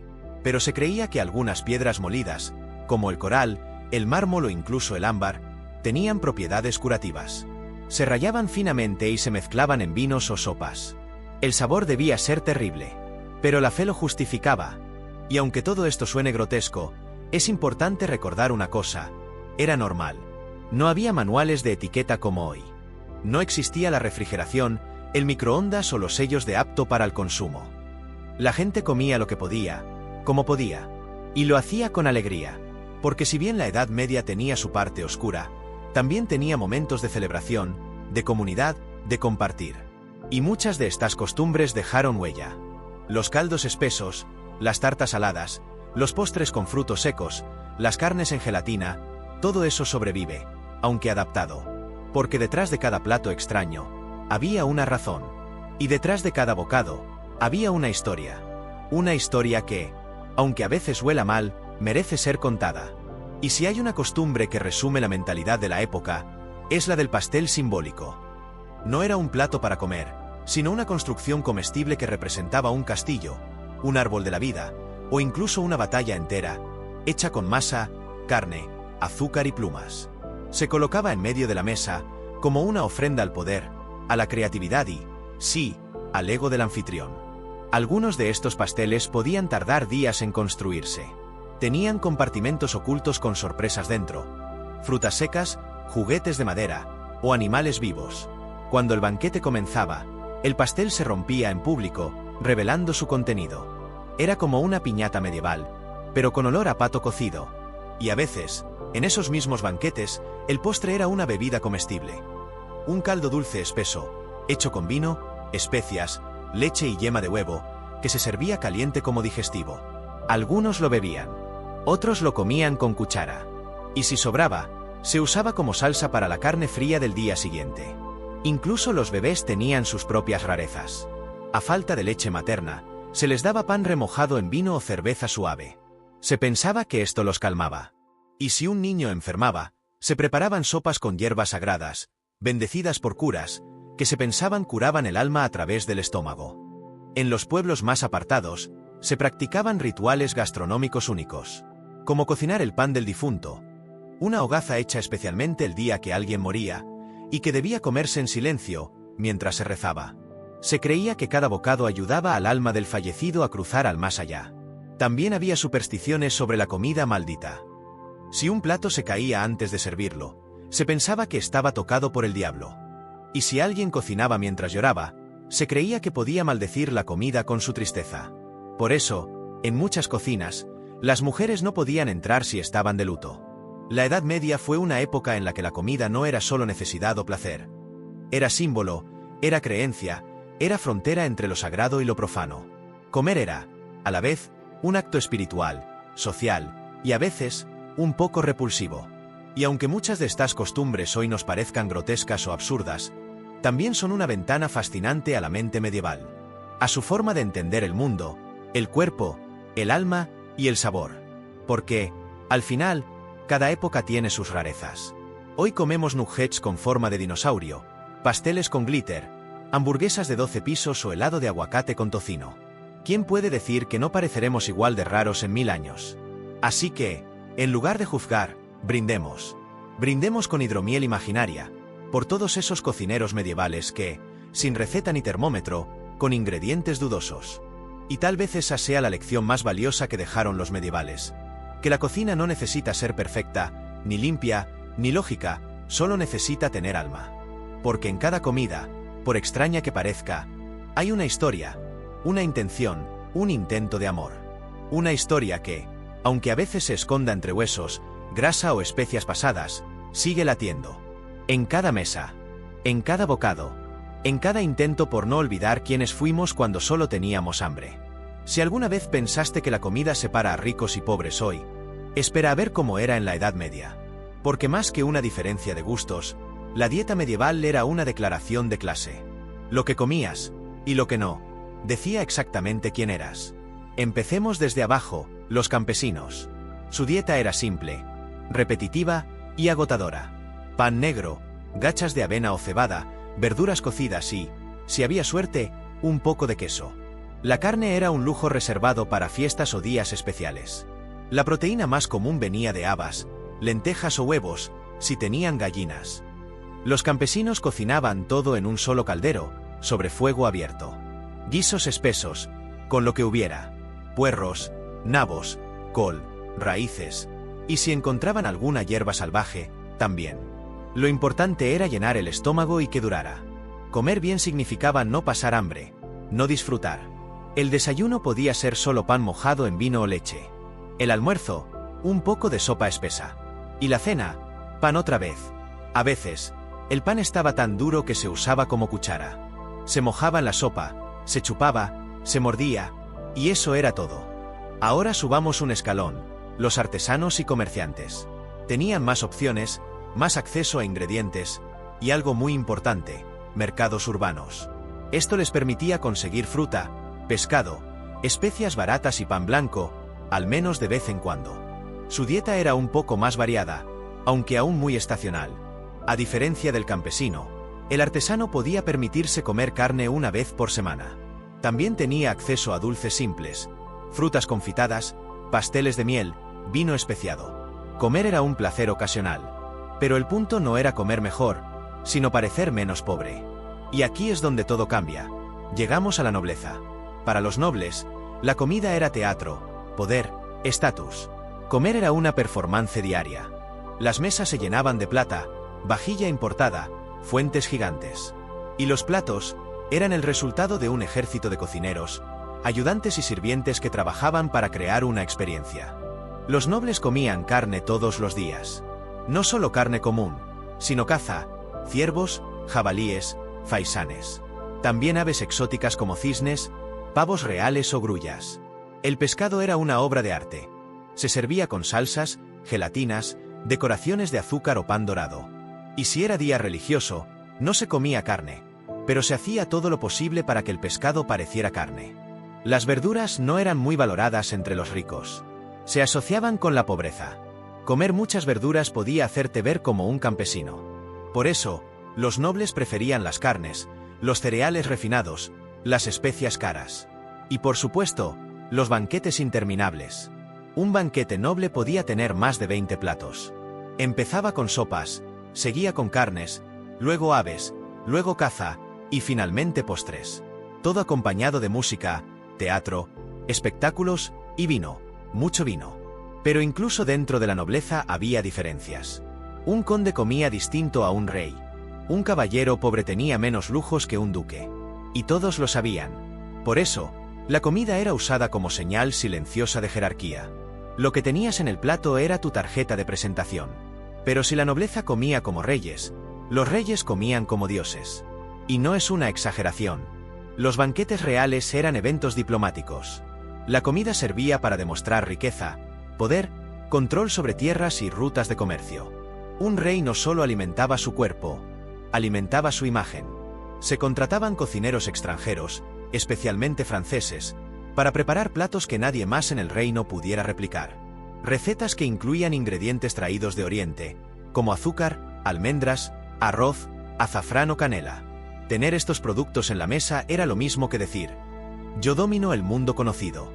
Y, claro, los platos eran diseñados para impresionar, no necesariamente para gustar. El sabor a veces era secundario frente al aspecto visual o simbólico. Por ejemplo, se servían pescados resucitados que parecían enteros, pero estaban cocidos y rellenos por dentro. También había animales con varias cabezas, fabricadas con masa, o carnes teñidas con pigmentos naturales. En muchas cortes, había inspectores de cocina, nobles encargados de verificar que el menú fuera digno de su estatus. Revisaban las especias, los ingredientes, la presentación. Porque en la Edad Media, la cocina era parte de la política. Y un error en la comida podía verse como una ofensa. Incluso la religión dictaba diferencias sociales en la comida. Durante la Cuaresma y otras festividades religiosas, se prohibía la carne para todos. Pero los ricos encontraban la forma de saltarse las reglas sin romperlas. Mandaban hacer carne falsa, figuras de cordero hechas con pescado molido o jamones tallados en masa y pintados. El campesino ayunaba. El noble fingía que ayunaba. La iglesia también influía en la moral alimentaria. Comer demasiado era un pecado. Pero ese pecado era más tolerado entre nobles que entre pobres. Se decía que el rico peca por exceso, pero puede pagar indulgencias. El pobre pecaba, y cargaba con la culpa. Y en los monasterios, la comida también dependía del rango. No todos los monjes comían lo mismo. Los superiores tenían derecho a más platos, más especias, mejores ingredientes. Mientras que los novicios comían menos, y en silencio. En algunas órdenes estrictas, como los cartujos, solo se comía una vez al día. En otras, como los benedictinos, los menús eran más ricos, pero regulados. Y eso sin hablar de los soldados. Los caballeros y hombres de armas, durante campañas militares, comían lo que podían. Pan duro, carne seca, cebollas, cerveza caliente. Cuando había batalla, se recurría a la sopa de campamento, agua hervida con cualquier resto disponible. Era comida funcional, rápida, y muchas veces infecta. La nobleza comía banquetes, los soldados, supervivencia. En tiempos de paz, los castillos más ricos tenían cocinas separadas para nobles, guardias y criados. Cada grupo tenía su menú, su vajilla, sus horarios. Compartir comida entre clases era mal visto. Aunque vivieran bajo el mismo techo, comían mundos distintos. Y si vamos al otro extremo, estaban los mendigos y marginados. Su comida dependía de la caridad, de las obras, de lo que se encontraba en los campos, los mercados, las iglesias. A veces, en épocas de hambruna, comían raíces, cortezas, hierbas silvestres o animales muertos. La mortalidad por hambre era común. La diferencia de dieta podía ser una diferencia entre la vida y la muerte. Incluso los niños comían diferentes según su clase. Un niño noble recibía papillas de leche y miel, purés de fruta, huevos cocidos, carne molida. Un niño campesino, pan remojado en agua, sopa de nabos, gachas. Desde la cuna, la clase social ya se saboreaba. Y esa diferencia seguía toda la vida. En los matrimonios, la comida servía para negociar alianzas. En las herencias, los menús se repartían entre hijos. En los funerales, los platos servidos marcaban el respeto por el difunto. Comer bien no era solo una necesidad. Era un derecho de nacimiento, o un privilegio. Incluso el lenguaje de la comida reflejaba la jerarquía. Las palabras banquete, manjar, festín, se reservaban para los nobles. Caldo, sopa, potaje, eran de plebeyos. Y muchas veces, la misma receta recibía un nombre distinto según quien la comía. Por ejemplo, un guiso de carne y cebolla podía llamarse ragú noble si llevaba especias y se servía con pan blanco, o olla campesina si era más simple y venía en un cuenco de barro. Y eso no es todo. La nobleza tenía reglas para el orden de los platos, los cubiertos, la postura, la cantidad de bocados por minuto. Comer era un arte. Había manuales de etiqueta que explicaban cuántas veces debía limpiarse la boca, cómo sujetar el cuchillo, cómo oler el vino. Los campesinos comían con las manos. Y a veces, en el suelo. Y sin embargo, a pesar de esas diferencias abismales, había algo que unía a todos: el ritual. Todos comían en grupo. Todos valoraban compartir. Todos sabían que, en el fondo, la comida era más que comida. Era el centro de la vida. Porque la Edad Media, con toda su desigualdad y jerarquía, también era un tiempo de comunidad, donde una cena podía significar familia, alianza, tregua o guerra. Donde un banquete podía sellar un tratado, consagrar un rey o condenar a un traidor. Donde lo que comías decía quién eras, pero también con quién estabas. Y eso, a pesar del tiempo, no ha cambiado tanto. Y si pensamos en los mercados medievales, encontramos otra capa de desigualdad. No todos accedían al mismo mercado. Había mercados de pueblo con alimentos baratos y frescos, y mercados de ciudad donde solo los burgueses podían comprar especias, carnes especiales, pan blanco o frutas exóticas. Incluso el lugar donde hacías tus compras decía mucho sobre ti. Había también una geografía del alimento dentro de las propias ciudades. Los ricos vivían cerca de las fuentes limpias, donde el agua era segura, y los puestos eran de mejor calidad. Los pobres, en los arrabales, tenían que conformarse con lo que sobraba: animales enfermos, pan revenido, pescado casi podrido. Y aún así, pagaban por él. La justicia alimentaria era inexistente. Un campesino podía ser colgado por cazar un ciervo en los bosques del señor feudal, aunque estuviera muriendo de hambre. Porque la caza era privilegio exclusivo de la nobleza. Era ilegal cazar para alimentarte, pero legal morir de hambre. Y no olvidemos el papel de la mujer en esta estructura alimentaria. En el mundo campesino, las mujeres eran las responsables de cocinar, conservar y administrar cada migaja. En la nobleza, ellas planificaban banquetes, elegían el menú, supervisaban al personal. Su poder se ejercía en la cocina, pero casi nunca en la mesa. Pocas comían junto a los hombres. Y cuando lo hacían, sus porciones eran más pequeñas, más apropiadas. También se esperaba que las mujeres fueran moderadas. Comer mucho era mal visto en una dama noble. Comer poco, en cambio, era signo de virtud, de control, de pureza. Por eso muchos textos de la época alaban a las mujeres que comen como santas, aunque estén famélicas. Y no podemos cerrar esta sección sin hablar de los festivales populares. Durante las fiestas religiosas o paganas, el mundo se ponía patas arriba. En esos días, los pobres podían comer como ricos, al menos por unas horas. Se mataba un cerdo, se horneaban panes grandes, se cocinaban calderos comunitarios. Comer se convertía en un acto de rebelión temporal, un oasis de abundancia en medio de la escasez. Porque sí, incluso en la Edad Media, la comida podía ser política, podía ser revolución, podía ser memoria. Comer lo que te prohibían, compartir lo que era escaso, cocinar lo que no debías. Todo eso era, a su modo, una forma de resistencia. Y aunque hoy la desigualdad no se mide por el pan que comes, todavía persiste. Los supermercados modernos han reemplazado a los mercados medievales, pero la diferencia entre lo que hay en una despensa y lo que hay en otra sigue contando una historia. Una historia amarga, o dulce, o salada, pero siempre humana.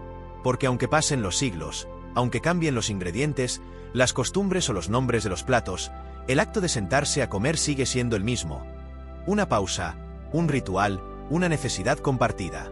Y en esa mesa invisible que atraviesa el tiempo, todos, ricos, pobres, nobles o marginados, seguimos teniendo un lugar. Y quizás eso sea lo más fascinante de toda esta historia. Que la comida, por más humilde o extravagante que sea, siempre ha sido un espejo de quiénes somos. Un plato dice más que 1000 discursos. Habla de lo que valoramos, de lo que tememos, de lo que estamos dispuestos a compartir o a esconder. Comer es político, cultural, espiritual. Comer es historia. Y mientras el mundo siga girando, seguiremos comiendo, contando historias y dejando migas de nuestro paso sobre la mesa. Porque al final, no importa cuán alta sea la torre, cuán noble el apellido, o cuán humilde el pan. Todos comemos, todos recordamos, todos dejamos un sabor en la historia. Para entender la alimentación medieval, no basta con mirar los ingredientes o las clases sociales. Hay que mirar al cielo, porque durante siglos, lo que se comía, lo dictaba Dios. O al menos, lo dictaban sus representantes en la tierra. La religión controlaba todo, incluso el menú. La Iglesia Católica imponía días de ayuno estrictos. No comer carne, no tomar leche, no consumir huevos. A veces, ni siquiera se podía cocinar con grasa animal. Solo agua, pan, verduras, pescado. Había más de 150 días de ayuno al año. Es decir, casi medio año sin carne. Pero ojo, no era ayuno como lo entendemos hoy. No era dejar de comer. Era cambiar qué se comía.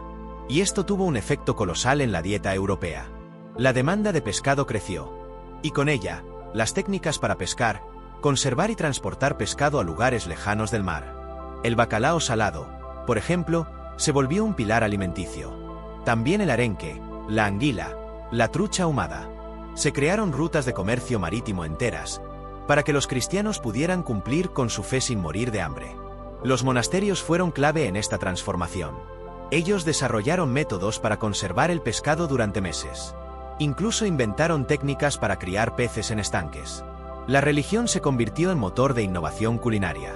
Por imposición, pero innovación al fin. Y claro, también hubo creatividad en la cocina. Los cocineros medievales se especializaron en disfrazar el pescado. Hacían embutidos que parecían salchichas, pasteles con forma de carne, caldos oscuros que imitaban guisos. Todo para engañar al paladar y hacer que los días de abstinencia no fueran un suplicio. También se desarrollaron recetas dulces sin leche ni huevo. Galletas de miel y harina, frutas cocidas con especias, vinos calientes con frutos secos. La repostería de Cuaresma era todo un arte. Pero como todo sistema, también hubo trampas. Los ricos encontraban formas de saltarse las reglas sin romperlas. Algunos comían ballena o castor durante la Cuaresma, alegando que vivían en el agua y por lo tanto eran técnicamente peces. La Iglesia, en muchos casos, lo permitía. Lo que empezó como penitencia, se convirtió en privilegio.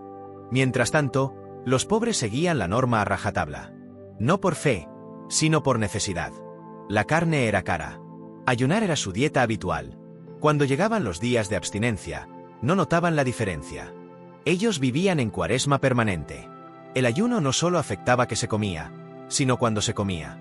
Durante ciertas épocas, solo se permitía una comida al día. Eso alteró los horarios, los ritmos, incluso el comportamiento. Comer dejó de ser solo alimento, era devoción.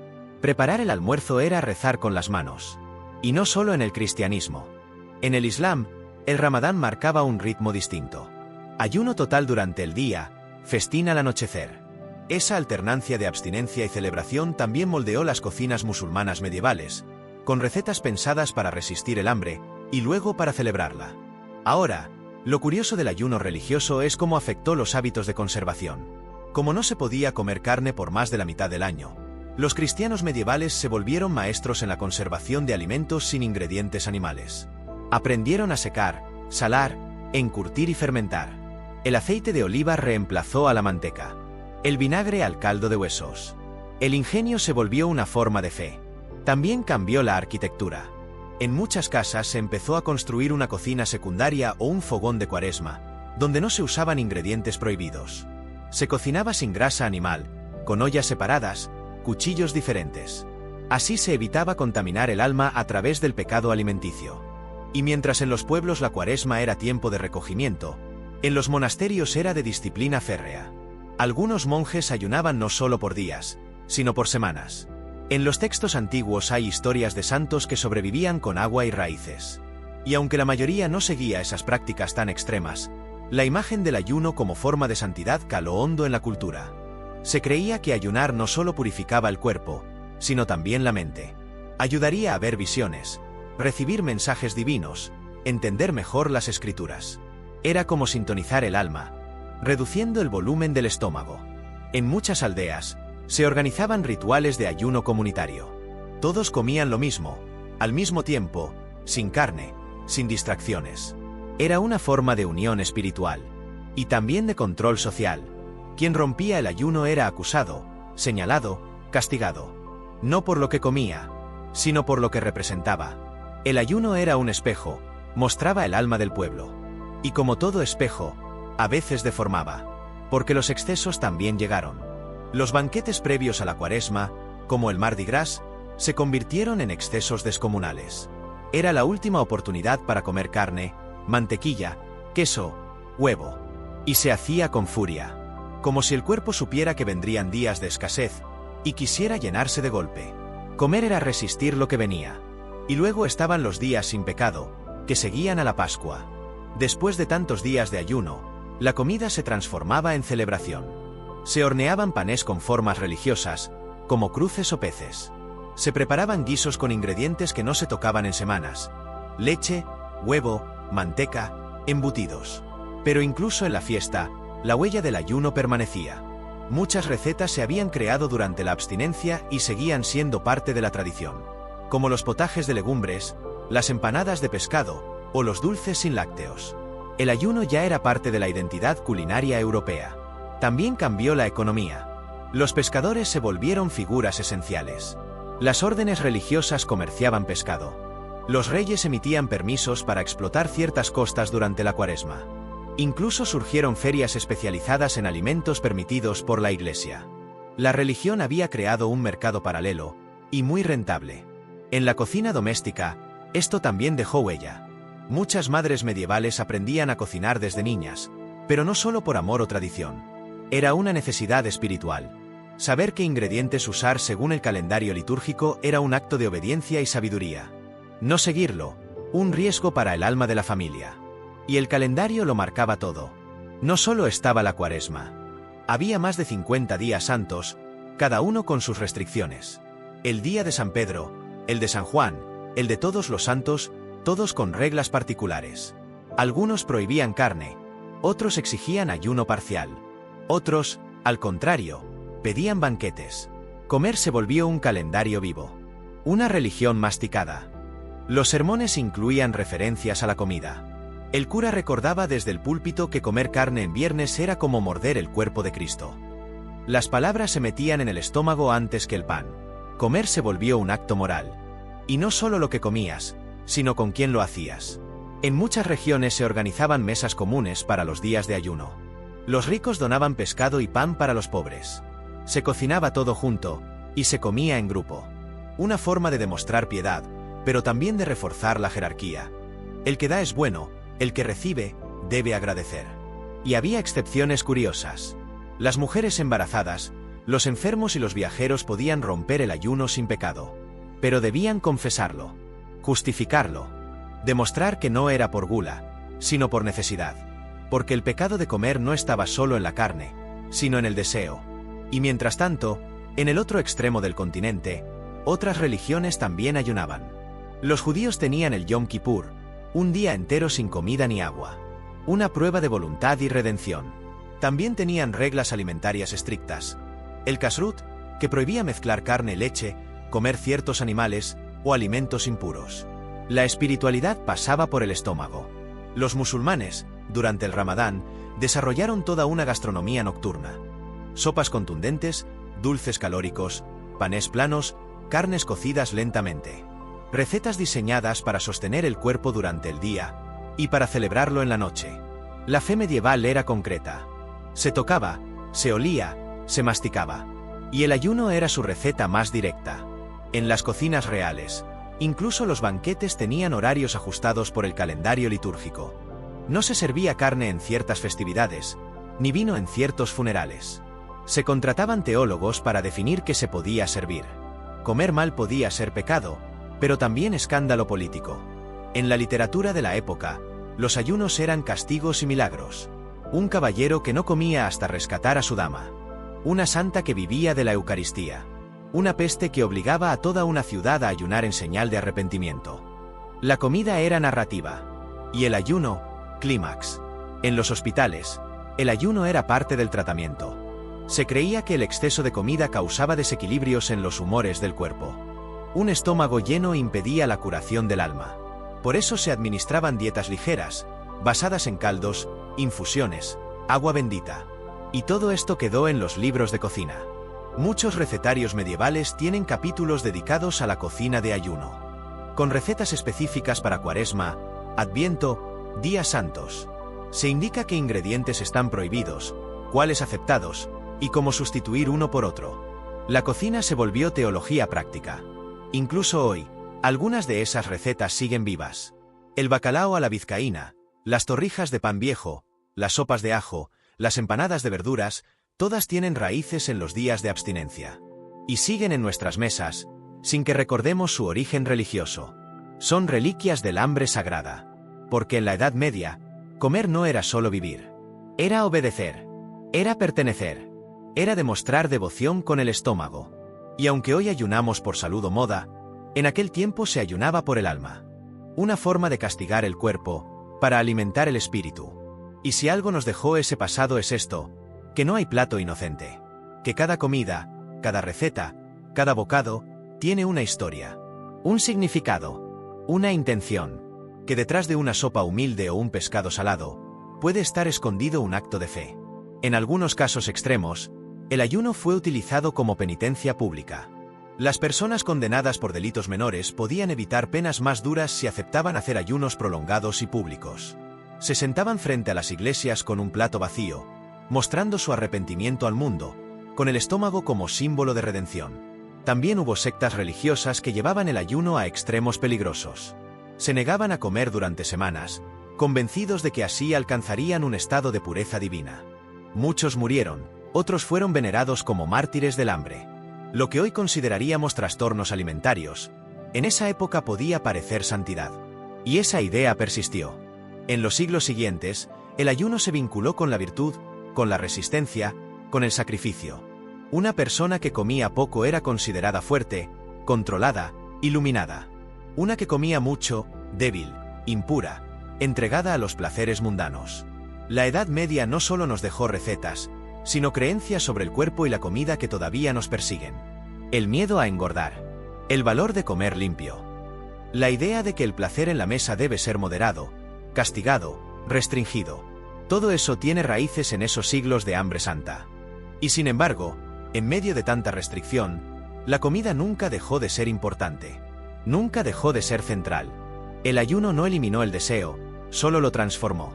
Lo convirtió en rito, en símbolo, en memoria, porque incluso cuando no había comida en la boca, había comida en la cabeza, en la imaginación, en la oración. Y quizás, eso es lo más medieval que aún llevamos dentro, porque incluso el acto de no comer es una forma de seguir alimentando nuestra historia. Y aunque el ayuno ya no nos sea impuesto por decreto divino, su sombra sigue presente, recordándonos que cada plato vacío también cuenta una historia. Una historia de control, de deseo, de identidad. Una historia que, en cierto modo, todavía estamos digiriendo. Y en cada ayuno medieval, aún resuena el eco de un hambre que nunca fue solo física. En la Edad Media, el hambre no era una excepción. Era parte del calendario.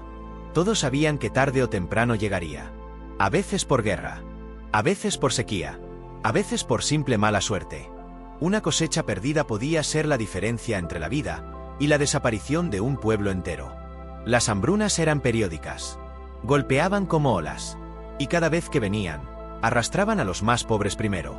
Los campesinos sin reservas. Los niños. Los ancianos. Comer todos los días era un privilegio. La supervivencia, un arte. Cuando el grano escaseaba, el pan se volvía más delgado, más oscuro, más caro. Se mezclaba con cenizas, con raíces, con cortezas molidas. A veces ni siquiera era pan, sino una pasta cocida sin levadura. Comerlo era un acto de desesperación. Y el hambre no solo llenaba los estómagos de vacío, llenaba las aldeas de miedo. Porque cuando no hay comida, la gente cambia. Se registran casos de robo de ganado, saqueo de monasterios, asaltos a panaderías. La desesperación rompía las reglas, las leyes, las oraciones. Y en algunos casos extremos, llegaba incluso al canibalismo. Documentado, silenciado, avergonzado, pero real. En muchos pueblos, la solución era migrar. Buscar mejores tierras, ciudades con mercado, refugio en monasterios donde al menos hubiera sopa. Algunos se convertían en mendigos. Otros, en bandidos. Porque cuando el hambre golpea, las opciones se acaban rápido.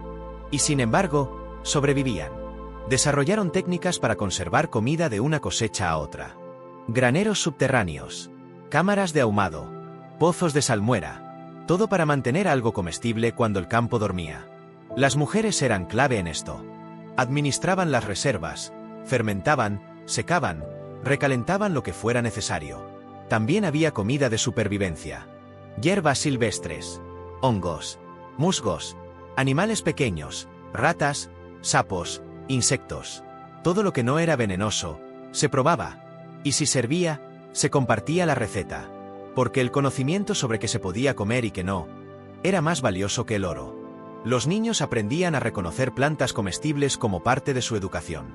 Saber qué hervir y qué enterrar podía salvar una familia. Las abuelas se convertían en bibliotecas vivas de supervivencia alimentaria. En algunos lugares se practicaba la colecta desesperada. Cuando no quedaba nada, los vecinos se reunían y cada uno daba lo que tenía. Un poco de grano, un poco de leche, un hueso. Con eso se hacía una olla común. Una sopa colectiva. Un intento de solidaridad en medio del abismo. La solidaridad no era un gesto, era una estrategia de supervivencia. Quien compartía comida, aseguraba que mañana alguien más lo haría por él. Era un pacto silencioso, nacido del hambre. Y aunque a veces fallaba, muchas comunidades sobrevivieron gracias a ese simple acto. Hervirlo todo, comerlo juntos. Pero no siempre había con qué compartir. Durante las grandes hambrunas, como la de 1315 a 1317, los campos estaban empapados por lluvias interminables. El trigo no germinó. Las papas aún no existían en Europa. Las reservas se agotaron. Se comieron las semillas. Luego los animales de tiro. Luego los gatos. Y después, ya no había nada. Las cartas de la época hablan de personas que vendían sus tierras a cambio de un saco de grano. De madres que abandonaban a sus hijos frente a las iglesias. De comerciantes que duplicaban los precios y eran linchados por las masas. La hambruna no solo vaciaba estómagos, vaciaba la ética. Y, aún así, surgía la resistencia. Las mujeres improvisaban harinas con corteza de árbol. Se rayaba, se secaba, se mezclaba con agua. No alimentaba, pero engañaba al cuerpo. Se hervían piedras para sacar el sabor de los líquenes. Se creaban caldos con hierbas que apenas daban color. Los curas organizaban colectas en misa. Se pedía comida en lugar de monedas. Se organizaban procesiones para rogar lluvia, para detener la peste, para que brotara el trigo. Porque sí, muchas veces el hambre venía acompañada de enfermedad. Un cuerpo débil no resistía infecciones. Y los inviernos eran especialmente crueles. Si no morías de hambre, morías de frío. Y si no de frío, de peste. Era un triángulo mortal. Y aún así, seguían. Las ciudades intentaban regular el precio del pan. Se creaban leyes contra los especuladores. Se controlaban los pesos de los panes, las medidas del grano. Pero cuando no hay nada, no hay ley que alcance. En algunos lugares, se comenzaron a cultivar plantas antes consideradas de animales. Nabos, hojas de remolacha, avena, incluso helechos. Todo lo que pudiera crecer, se aprovechaba. El suelo se volvió el último aliado. En los monasterios, se instalaron depósitos especiales para alimentar a los hambrientos. Algunos tenían cocinas públicas. Cada día, a la misma hora, se servía una sopa de lentejas, cebada o cualquier cosa que hubiera sobrado. No era caridad, era deber espiritual. Alimentar al hambriento era alimentar al propio Cristo. Y por eso, durante las crisis, muchos se refugiaban en los conventos. Se convertían en novicios no por vocación, sino por hambre. Porque detrás de esos muros había pan. A veces duro, a veces rancio. Pero pan. En el campo, los más sabios aprendían a leer la tierra como un calendario. Sabían cuándo cosechar raíces, cuándo recoger bayas, qué corteza servir y cuáles evitaban el escorbuto. El hambre hacía que cada paseo por el bosque fuera una cacería sin armas. También surgieron los intercambios. Alimentos por servicios. Por ropa. Por protección. Si sabías coser, podías pagar con hilo por un huevo. Si sabías curar, cambiabas medicina por leche. El trueque alimenticio floreció donde el dinero ya no valía nada. Y entre todo eso, apareció la comida tabú. En las épocas más oscuras, algunos pueblos recurrían al canibalismo. A veces oculto, a veces ritualizado. Se comían cuerpos ya muertos. Otros, más desesperados, llegaban incluso a matar. Eran tiempos de locura, pero también de silencio. Porque esas historias no se escribían. Solo se susurraban, cuando el fuego ya estaba apagado. Sin embargo, los testimonios existen. En crónicas, en cartas, en actas judiciales. Testigos que narran cómo los niños eran encerrados por miedo a los vecinos. Cómo los cementerios amanecían removidos. Cómo el hambre desfiguraba el alma. Pero incluso ahí, había resistencia. Hubo aldeas enteras que se organizaron para sobrevivir. Rotaban las tareas. Racionaban sin egoísmo. Se turnaban para buscar leña, para cocinar, para cuidar a los enfermos. Cuando el estómago aprieta, la comunidad se vuelve escudo. Porque aunque la Edad Media fue brutal, también fue humana. En la Edad Media, la comida era mucho más que nutrición. Era poder. Era clase social. Y pocas cosas dividían tanto a la gente como lo que había, o no había, en su plato. Empecemos por abajo. El campesino medieval vivía en función de la tierra. Su comida salía, literalmente, del suelo que trabajaba. Lo básico era pan, gachas y legumbres.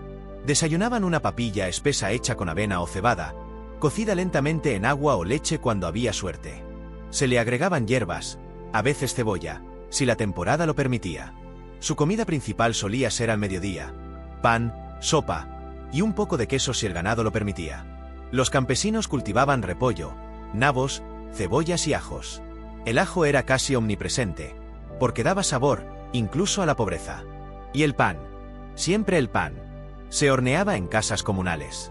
Cada familia marcaba sus panes con símbolos para identificarlos. El pan de los pobres era negro, denso, hecho con centeno o avena. A veces se mezclaba con salvado, incluso con corteza molida. No era suave, era un ladrillo comestible, pero llenaba. El vino no era exclusivo de los nobles. Se tomaba diluido, porque el agua era peligrosa. También se bebía cerveza ligera, sobre todo en el norte de Europa. Incluso los niños bebían cerveza aguada. La carne era un lujo. Se comía en días festivos, si acaso. A veces caza menor, si el señor feudal lo permitía.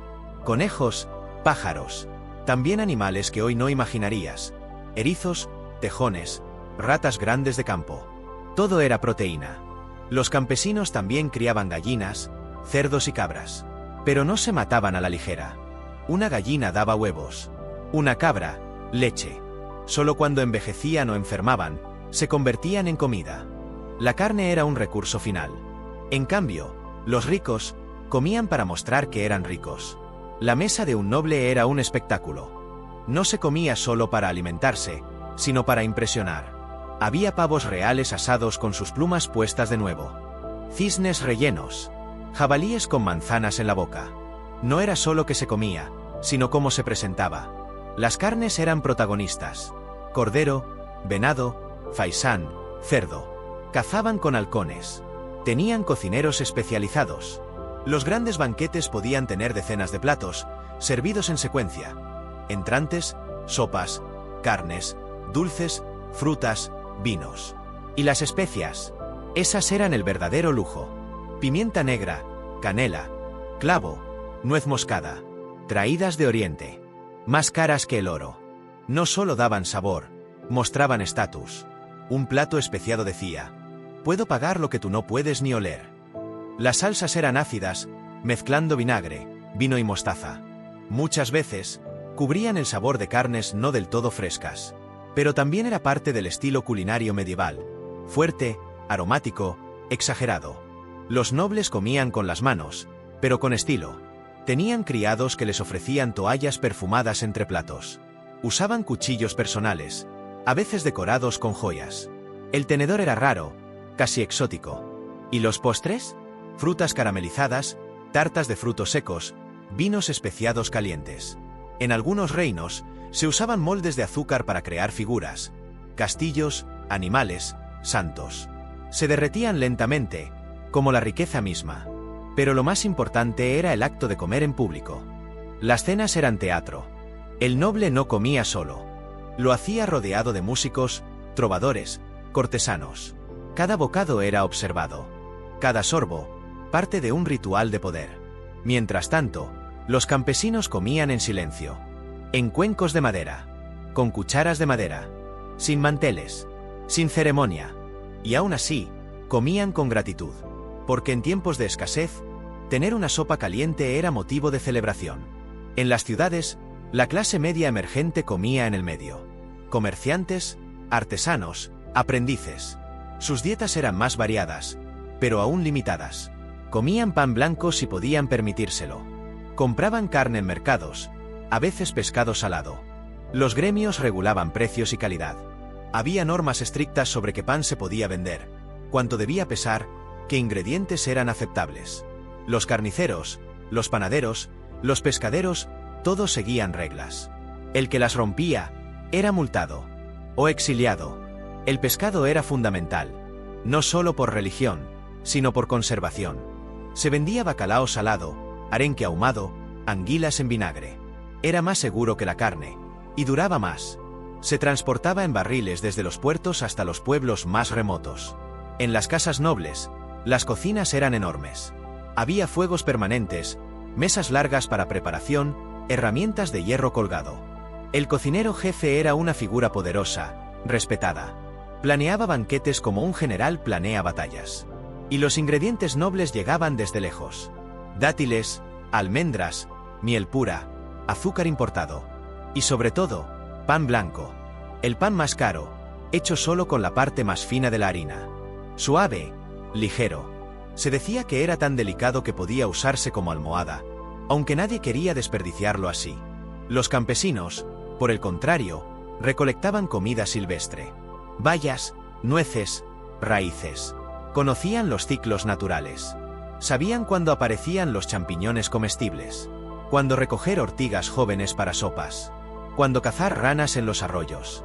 Esa conexión con la naturaleza era su ventaja. En tiempos difíciles, sabían adaptarse. Cuando las cosechas fallaban, comían lo que creciera entre las piedras. En contraste, los nobles dependían de las rutas de comercio. Si se interrumpían, el lujo desaparecía. Sus dietas eran sofisticadas, pero frágiles. Y los modales eran otro mundo. El campesino comía con los dedos, compartía platos con su familia, usaba un pedazo de pan como cuchara. El noble tenía mesas separadas, copas de cristal, manteles de lino, músicos tocando suavemente en el fondo. Pero incluso entre nobles,